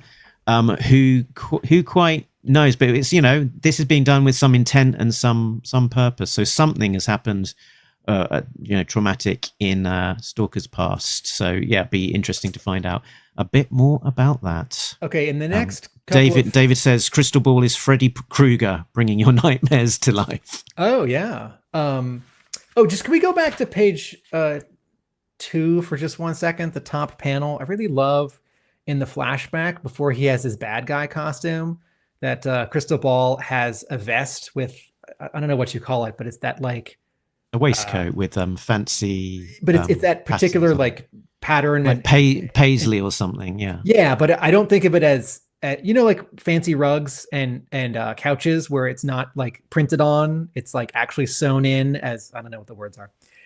Anyway, back to pages 4 and 5. I'm okay with this. I think this is asking me to take a little bit too big of a leap. That Baroness has said, we have to turn the machine off, and Destro says, no, that will kill them. And then Destro says, but we can destroy the power source. Which is definitely different to right. Down and it's like, okay, well, let's say I'm sitting at a television, and the television is like zapping you, right? It's like, well, I could turn the TV off, or I could like unplug the TV, or I could like run outside to the power substation and blow up the power substation, and no more power comes to the TV, or I could like take a gun and shoot the TV, where it's like, well, like the like cord that's going from the TV to you, like for the headphones, like I could snip that with scissors. It's like, Destro, how do you know? And as I read it, I thought, all right, well, this is a little silly and sort of imprecise and overly precise at the same time. But it's a fun comic. I like everything about it, so I'm going to let it go. But I do think that I would have preferred more of an explanation, or something like, oh, they like turned the crank on this machine and it didn't do anything. And then Destro says, okay, well, we have to destroy the power. I'm just going to say it. This is a little dumb. I'm sorry. I really like Joshua Williamson. It's so kind of him to be on our show. This little bit of logic that Baroness and Destro has, it's a little dumb. Okay. So we're back. We're with Baroness and Destro fighting the diatech. Mean flirting? Before we're back with Risk and Mercer, who are having a kind of bromance of their own. It feels like, Mercer, great little bit of line of dialogue. I'm on your side, Crystal Ballroom, or whatever your name is. Let me down. We can do business. And he says, I am on no one's side but my own, Mercer. That might be a little hint I mean, not really, that he's not going to survive this story, that he's not going to get to be. When Does I read not play that, well with others. When I read that, what I actually thought was, oh, Williamson has said how between Cobra and G.I. Joe and the Dreadnoks, you have more factions and really playing up the factions element. And then we have G.I. Joe, it's sort of G.I. Joe regular and G.I. Joe Night Force. And I thought, oh, is Crystal Ball and Diretech going to be a faction? On this page, I thought, well, Williamson's not going to bring Crystal Ball back in like 5 issues or 10 issues and do another mini horror arc, but he'll be around. No, he's dead. I liked this scene on the following page where Risk conquers his fear and physically sort of kills the Diretech manifestation, the evil zombie version of him. But at the same time, perhaps he kills his own guilt as well. Well, what's also happening on this page, and the final panel of the previous page, is that while fighting himself, Risk is also monologuing.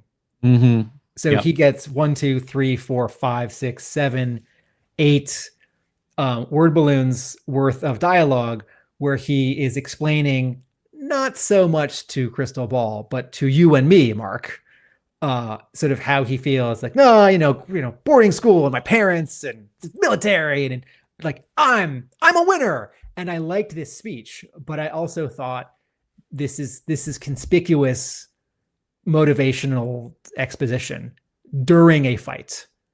And I wish the staging had been a little different. Like, he and Crystal Ball are tied up together, or he's got Crystal Ball in handcuffs or something. Because this was almost as conspicuous as the Frank Tadaro monologue for Crystal Ball.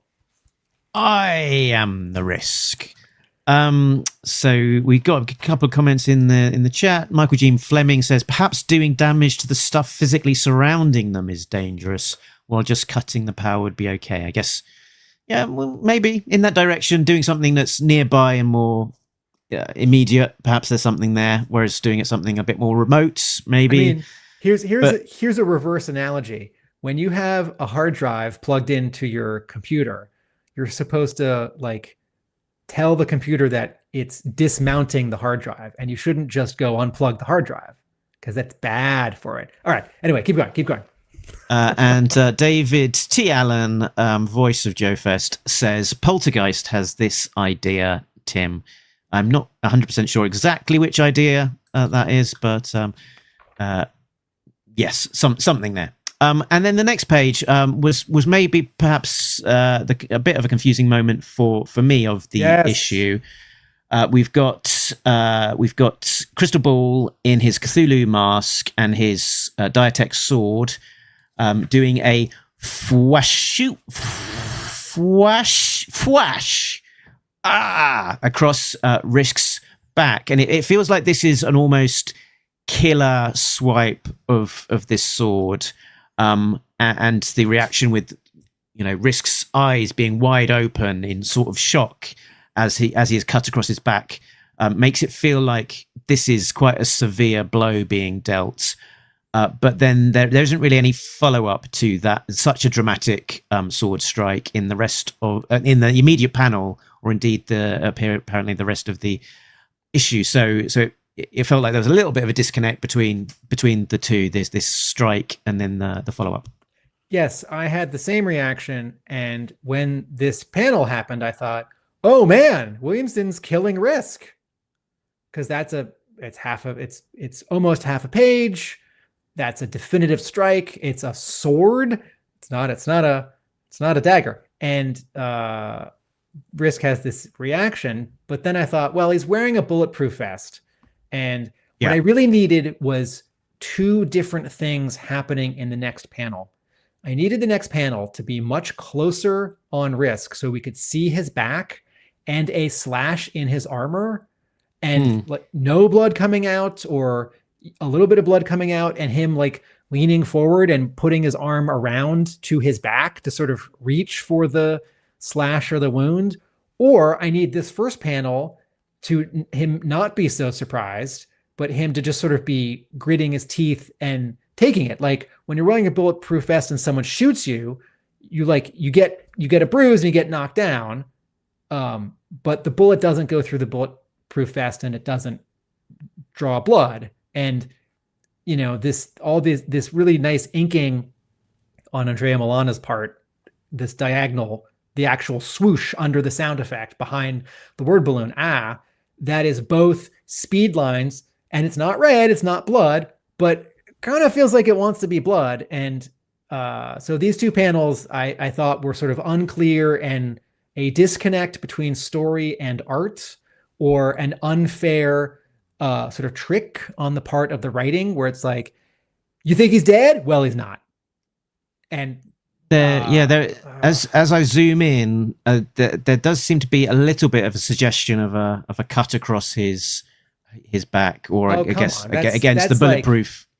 It's 2 millimeters long and it's colored dark gray. So also, I don't sure. So yeah, I mean the easy enough explanation for me to live with is that he is wearing a bulletproof vest and that protects him from this sword strike. But in terms of the storytelling here, that sort of doesn't completely work in terms of the comic storytelling logic.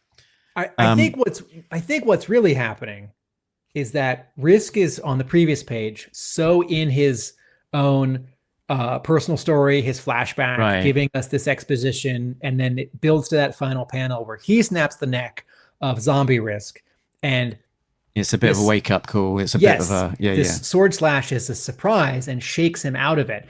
I think that's what's supposed to be communicated, and that requires maybe a slightly different pose on the part of the attacker and the attackee and the expression.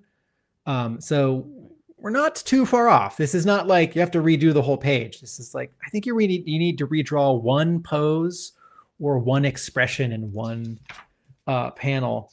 So speaking of unclear art storytelling, 1 page later, Destro has said, I'm going to go break the machine. I'm going to go take out the power source. And we've got this 9-panel grid, and it's very exciting and fast paced. There's, green attack, and then Baroness defense, and a Risk attack, and then Destro doing something, and I don't know what it is. And then the tanks of Energon cracking and spilling, and then Destro's running away from the explosion. And then in panel 7, Crystal Ball's like, what? No! And then the green stuff is about to hit the pink stuff, and I think we're gonna get a big explosion.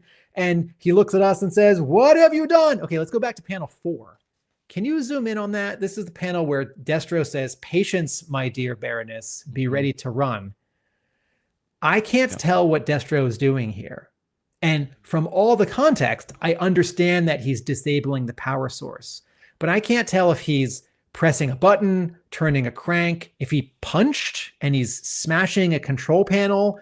I mean, doesn't he have rockets on his wrist? Couldn't he have fired those? Is he pulling a cord and snapping it? So I need some speed lines or a different pose on his arm. It's like his elbow has to be down, but his fist is up because he's elbowing it. And as soon as I got to this panel, I was really bummed out, because in some ways, this is the sort of dramatic peak of the whole issue, right? Like, this is what's going to set up the big explosion. Everyone's going to have to run away from the base, because all action movies end with the bad guy base blowing up, including some episodes of G.I. Joe. And in a very general sense, I understand what he's doing. Actually, both of his arms are down. So is he tearing? Can't tell. Yeah, it's like pulling a wire or something. And to some degree, I don't know that, for me, don't know that it matters particularly. I know that he's interfering enough with this machine that it's shutting down. So everyone, if you're watching the episode and not listening, I'll just act out a pose in my little window here. So right now, Destro's like this. He's kneeling by the machine and his arms are down, and some white crackling light are in front of his hands, so we can't see what his hands are touching. A button, a control panel, a lever, a wire, several wires. But what if the panel were him? Now I'm turning around and I'm hunching over, and we can see both arms up by his head, and he's like pulled a wire, and the wire is snapping. Right. So I'm sorry, this panel is not clear, but all the art in the issue is great, and every other panel is clear except for the one where Risk gets slashed. And this is a bummer because as much as I like Andrea Milana's art and storytelling, and he's been on the show, and it's very generous of him to give us his time, I do feel like every other issue of his, there's like one panel where I either can't quite tell what's happening, or as with this sword slashing Risk thing, the sort of specificity of the violence is a little misleading. And I wish at Skybound they could fine tune this. And I don't know if it's language barrier because Milana's in Italy, or if this is like editorial and it's like, oh, we caught this and we don't have time to like have a slight change in the panel. But this doesn't happen in Transformers, and it doesn't happen in Void Rivals, and it doesn't happen in the other G.I. Joe series. So this is a small thing, and it's seemingly spent a lot of time on it. But and yes, from the context, I do understand what's happening. But part of this is that I would like the joy of seeing Destro do something specific, either firing his wrist rockets or okay, here's a G.I. Joe example, everyone. In G.I. Joe the movie, the animated one from '87, when the BET is activating all the spores that are in orbit, and Globulus is going to win and mutate all of humanity, and Falcon gets over to the BET and he hops into the seat, and there's a shot of his hands on the control panel and he pushes a couple buttons, right? Or am I getting that mixed up? Does Duke do that at the beginning? I don't remember. But there's a specific shot where someone's hands like touches some buttons in a sequence on the BET control panel, and it's like bloop, bloop, bloop, bloop, bloop. Right? Hooray, we won. And Destro's smart and he builds weapons. And I just want to know what he's doing specifically here. Okay, enough of that. What's next, Mark? My memory is Serpentor flies into it and it blows up or shuts it down. Anyway, I don't know. You've probably watched it more than me. David sort of specified that what he was talking about, Poltergeist, was that it was when ghosts are in the TV and unplugging it doesn't work. That's great. Thank you, David T. Allen. So we get speaking of depowering, the Diatech does depower. His Crystal Ball's Cthulhu shield sort of shuts down. His Diatech mask disappears, leaving his face ready and open for a sock to the face from Risk. Boo and crack, and a nice bit of cartooning for that. The level of the impact in Crystal Ball's face, and we get a nice puffy eye later on in the issue, sort of, I guess, indicating that this has really been quite a crack to the face. And then we get the uncoupling of Baroness and Destro. We work well together, Baroness. Said right next to Chameleon there. I agree, but all good things must come to an end as they're in a bit of a standoff, weapons drawn at each other, and then they back down. And Stalker asks, Baroness, why did you let them escape? They helped us. Do you have the next page?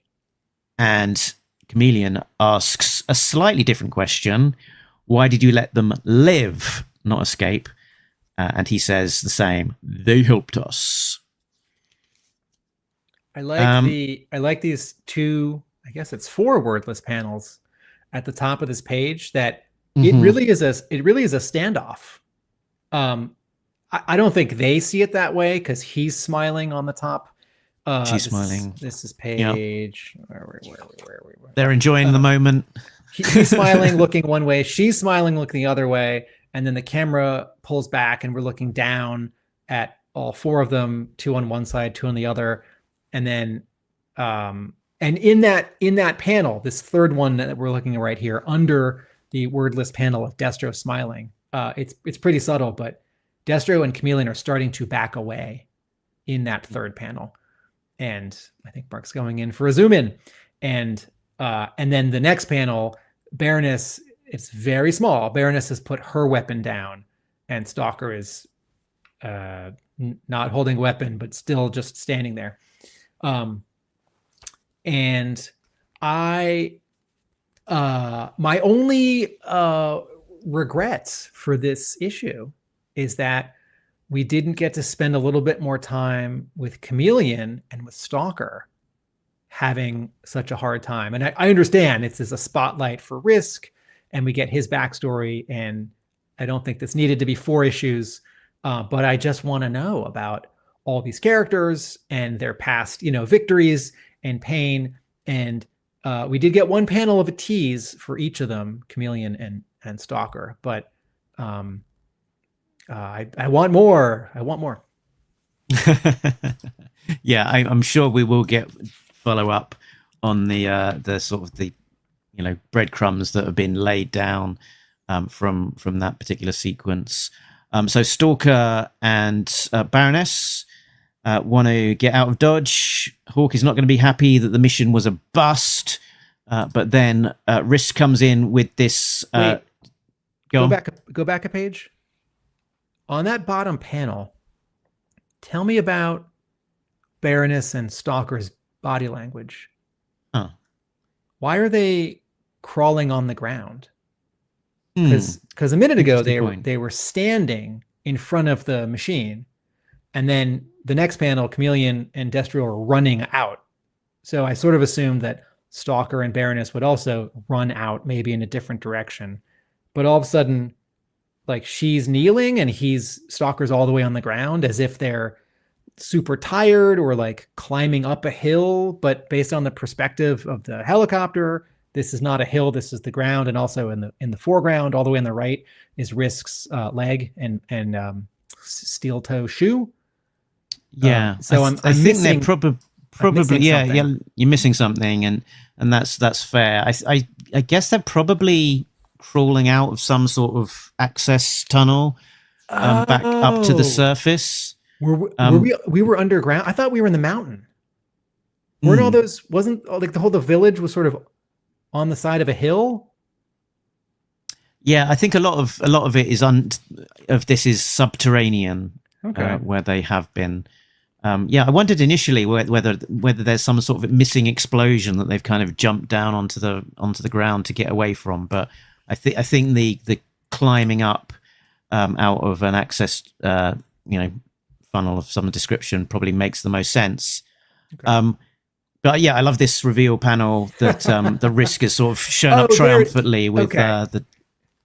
Okay. Oh, there. Sorry. Yeah. We see the. So all right. So what we need, you turn the page and we see Crystal Ball, Risk, and Mercer, and in the foreground, Stalker and the Baroness kind of supporting each other. And there's some like dark stuff. Oh, there it is. Okay, it's very dark.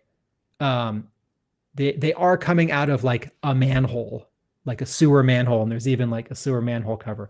Okay, that's something where I feel like if there was a little less black ink and sort of foliage blocking it, if the color was a little brighter, if the angle, we were a little bit higher looking down in it, it's there. I take it back. It is clear. It's not unclear. I would just say it could be a little clearer. All right, sorry, I interrupted you. Mark, you were saying how much you like this page turn reveal. Yeah, because we're kind of like forgetting about Mercer and Crystal Ball to some degree, and we're just thinking about the Joes escaping, and it hadn't necessarily even crossed my mind that the Risk might capture these two guys and take them back with him. So it was a great reveal to actually see the surprise of Risk triumphant with his two prisoners literally in chains here. That was a fun surprise for me. I agree. I agree with how you just phrased that. And then we sort of get the counterpoint to that, really, which is under Springfield at the Cobra headquarters. Destro and Chameleon are returning, and there's the somewhat hilarious aspect of Destro saying, "Hold on and let me explain. Chameleon, Astoria, answer me." And she is not happy about all of this sort of chemistry between Baroness and Destro. Who knows what they've been discussing on the flight back to Springfield. Or not discussing anything. Steely silence. And we've got these various crates sort of being unpacked. Cobra Commander, calling it as he sees it. Lovers quarrel. Wait, scroll up just a little bit. Mark is on the second panel underneath where it says Cobra headquarters under Springfield. Look at the body language on that one Viper who's pulling that cart, that crate. From the top of the panel right next to the chameleon word balloon. Right, that is a really heavy crate. That's great. This is not like those Star Wars, crates where they can just push them because they got a little anti-gravity thing to make them float. All right, what else about this page? We're with Cobra Command, and he's sort of ready to be all upset with Destro. That he's got a mission failure, and then we get the reveal essentially that he has returned with not just Energon, but also all of Crystal Ball's dire technology. It converts fear into a weapon. So we've got this dire tech now in the hands of Cobra. They've got the files on it, the data. Destro immediately thinks about selling it to the highest bidder. Okay. Cobra Commander has different ideas. Best line of the issue. I feel like maybe so the obvious best line of the issue is when Risk says, "Because I am the Risk," as he conquers his fear and snaps the neck of zombie Risk, right? And I think that line might. I don't think anyone's picking that as their favorite line. And I think that line might maybe Joshua Williamson might remind you of a similar line from a highly regarded cable television series. But actually, the best line of this whole issue is on this page. What you were just referring to. Destro says, "We have all this tech. It's a different kind of weapon, one that I believe we can sell to the highest bidder." And Cobra Commander is looking down at Crystal Ball's crystal ball, which has a skull in it, is glowing, and has little octopus snake tentacles around it. And Cobra Commander, who can't do facial expressions because he's got a silver mask, but we can project a lot onto that when he's just looking at something based on context and dialogue. He says, or not. That's great. Cobra Commander, who let's not overlook, is trying to bring cummerbunds back into fashion here as well. I'm going to sell my cummerbund to the highest bidder. And then I think this next page might be my favorite page of the issue. This is creepy as hell. You've got Cobra Commander in his laboratory experimentation room with these Cobra troopers in their tubes with all sorts of body horror nastiness happening to them, with the Valkyrie looking up at them. We've got the striking red eye and the blonde hair like an albino rabbit. It's that particular Valkyrie that you were so curious about, that we were so curious about from issue 21. Yeah. And in case you don't know, in Williamson's dialogue, Cobra Commander reminds us all which Valkyrie this is. Yeah, your cunning and bravery in our attack on the Arashikage Temple should be rewarded. I ask for no reward, Commander, only to be your servant, to fight and kill in your name. That is why I need you, why I must ask of you a great sacrifice. I would do anything for you. I will hold you to that. Don't be afraid. And I think the obvious reaction to Cobra Commander saying that is to be afraid. Mark is zooming in on the final panel of this page where we are looking up at Cobra Commander from the point of view of the kneeling Valkyrie, but we are seeing her reflection in his face mask, and her eyes are bugging out a little bit in concern. Hey man, turn the page. That pit sure is pretty much constructed. Well, this I don't quite understand this pit, because like the pit traditionally has been like Quonset huts, the Camp Greer facade on the top in the desert. I think this is... and then you've got a big base underneath. I thought that they were constructing the pit above ground, ready to lower it down. No, I think what we're seeing here is just a giant gantry elevator. I think the thing on the left and the thing on the right have a giant platform between them that will go up and down to bring up and down jets and jeeps. Anyway, so Mercer's all beaten up. He's got the bandages on him, and those rectangular sticky patch bandages, and he and Risk have a conversation, which may cede a little ground for if Mercer is ever going to become a good guy, as toy history and brand history suggests he must. And at the same time, Mercer is trying to bait Risk into maybe thinking about becoming a bad guy, but I don't think we think that that'll happen. And then the final page, job swap. Excuse me. The next page, right? There's so much happening in this issue. I keep thinking we're at page 19, right? We're going to turn the page and it's over. The next page, which is actually 2019, 18, 17, page 17. This is really fun because this sort of helps line up. It's recapping where, because we've had people on different missions across this arc. We've had Clutch and Duke off meeting Optimus Prime. We've had Snowjob and Scarlet off in their adventure in issue number 21.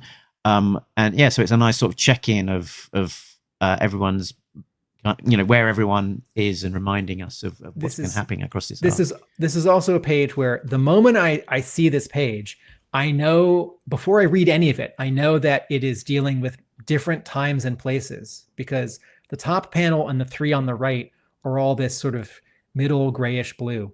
But then the panel with Scarlet, look at that background sky and all the white. And then the panel with Optimus, all that orange. And then the flashback panel with Destro on the bottom left, all this pink.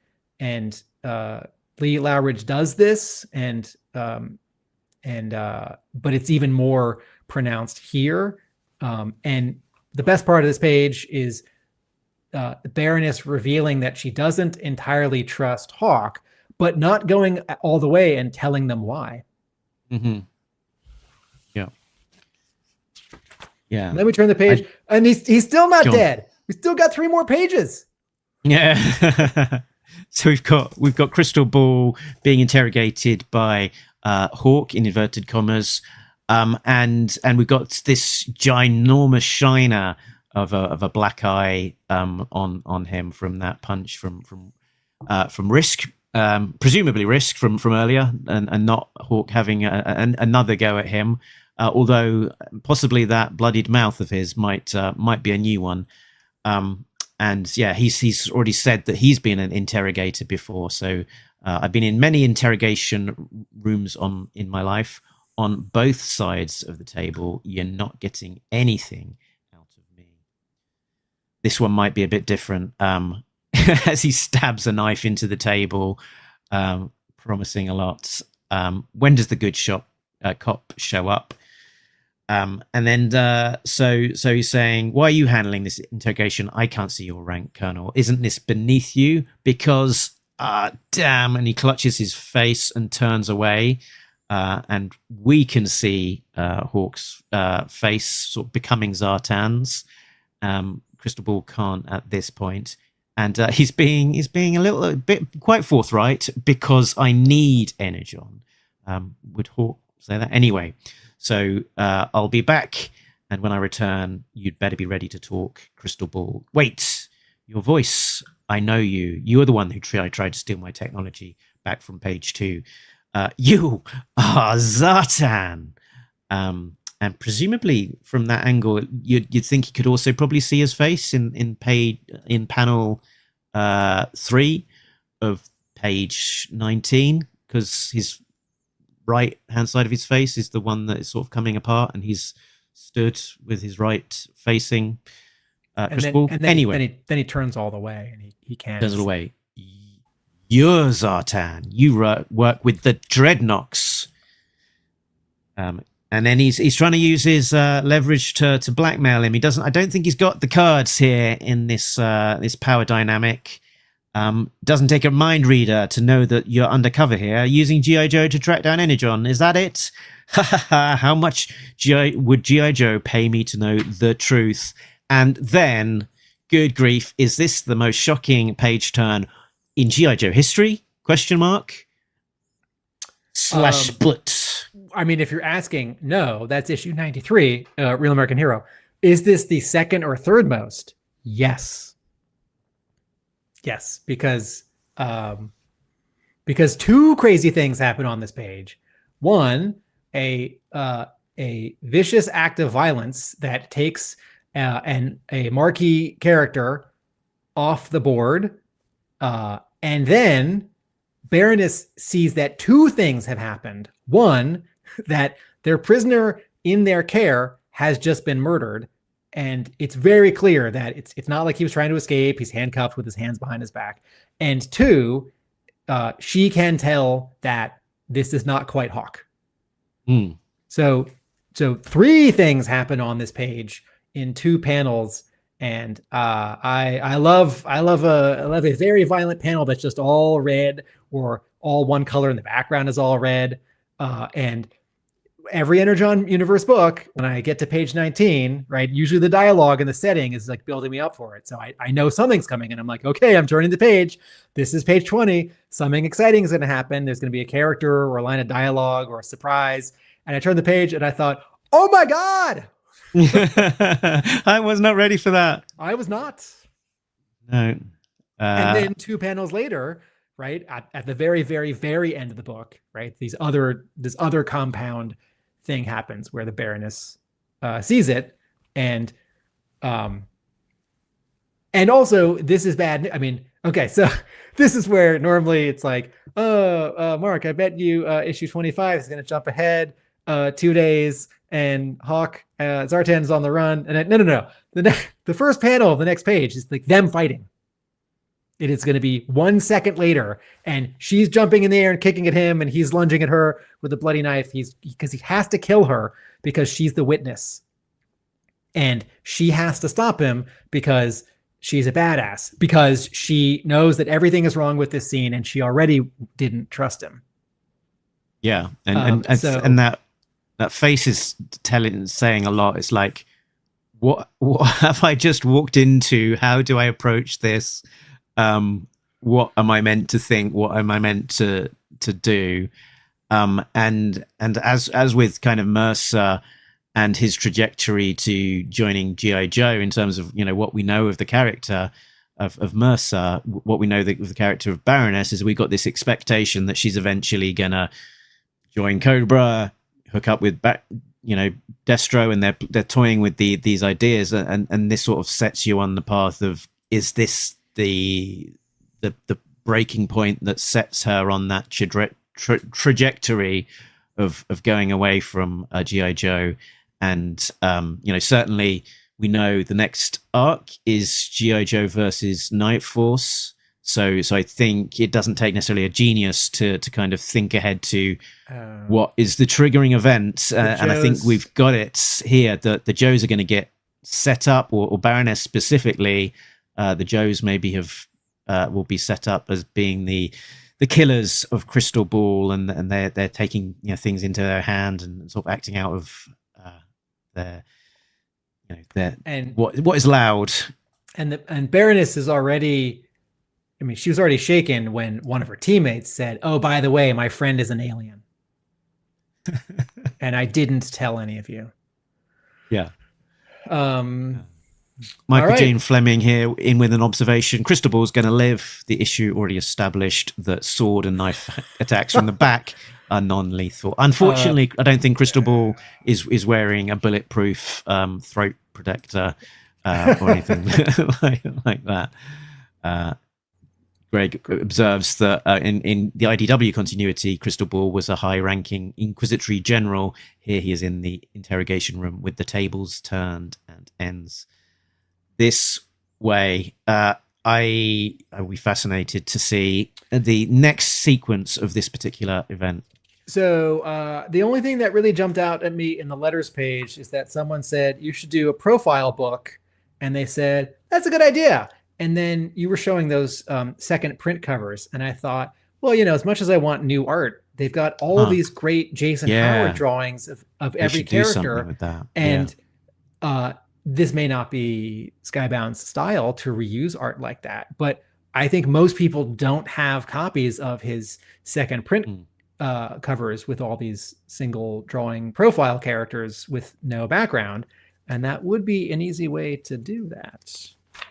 They also hint that there's plans for Firefly that have been figured out, plans for Cobra La, and you should be paying attention to Void Rivals. And they also made the interesting point about Billy. So Billy, Cobra Commander's son from the ARA universe, will he be introduced?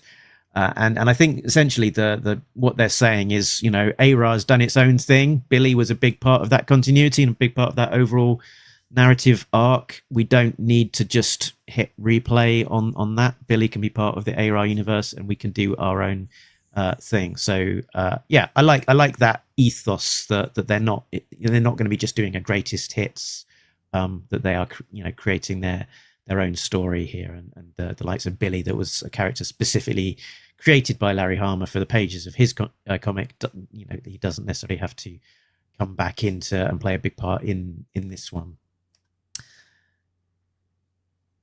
All right, good. Right, so I've got I created a new jingle, which is just my way of bringing a few thoughts together of once we've explored a particular issue. So I'm just going to give it a try and see how it fits. What do people think? So I'm calling this one a bit the issue wrap up.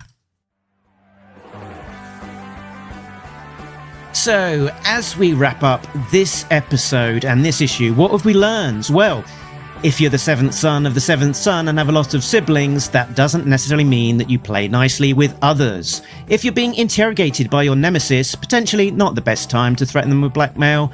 And if you're walking in on your boss, remember to knock. And knowing is half the battle. So coming up soon, explore the Energon universe in the pages of Void Rivals, issue 32. Out next week. It's there's a sort of silvery robot guy with a glowing red eye in the background on this particular cover. We've got Pythona and her crew playing a big part. So yeah, if you're into the Pythona story and Cobra La, it's essential reading. Then also coming up will be Mask issue number 3, the next issue of Transformers, and in a month's time we'll also be seeing more of G.I. Joe with issue number 25 out before we know it. So it's going to be arriving August 19th as a double-sized or extra-sized landmark issue.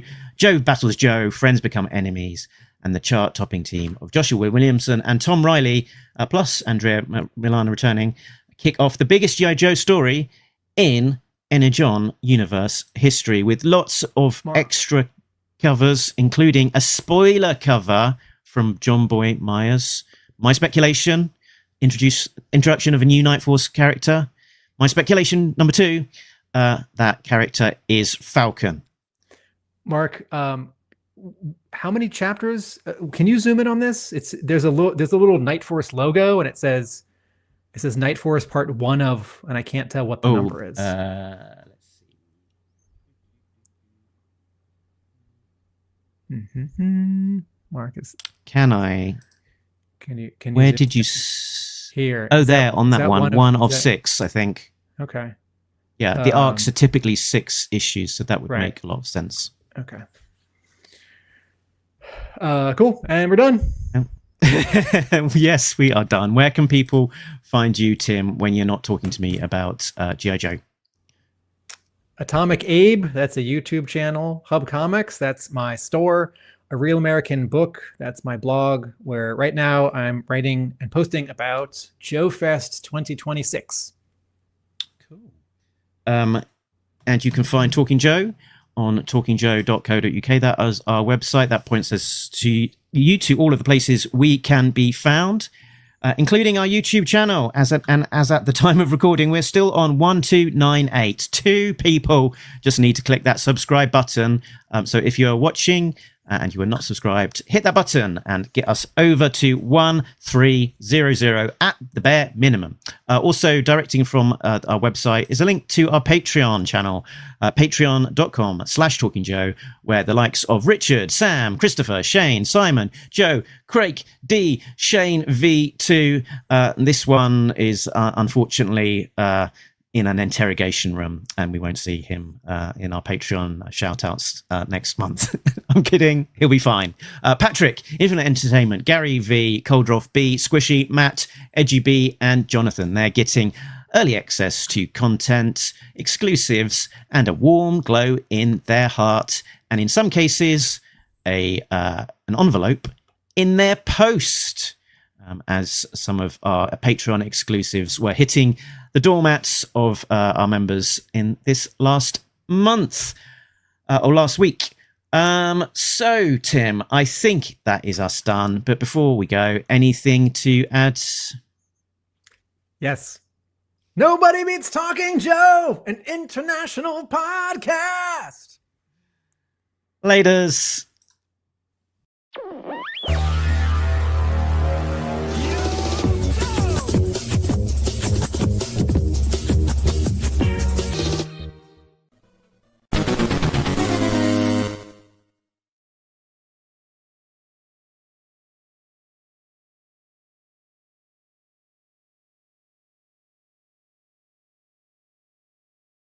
And now you don't know, because not knowing loses half the battle.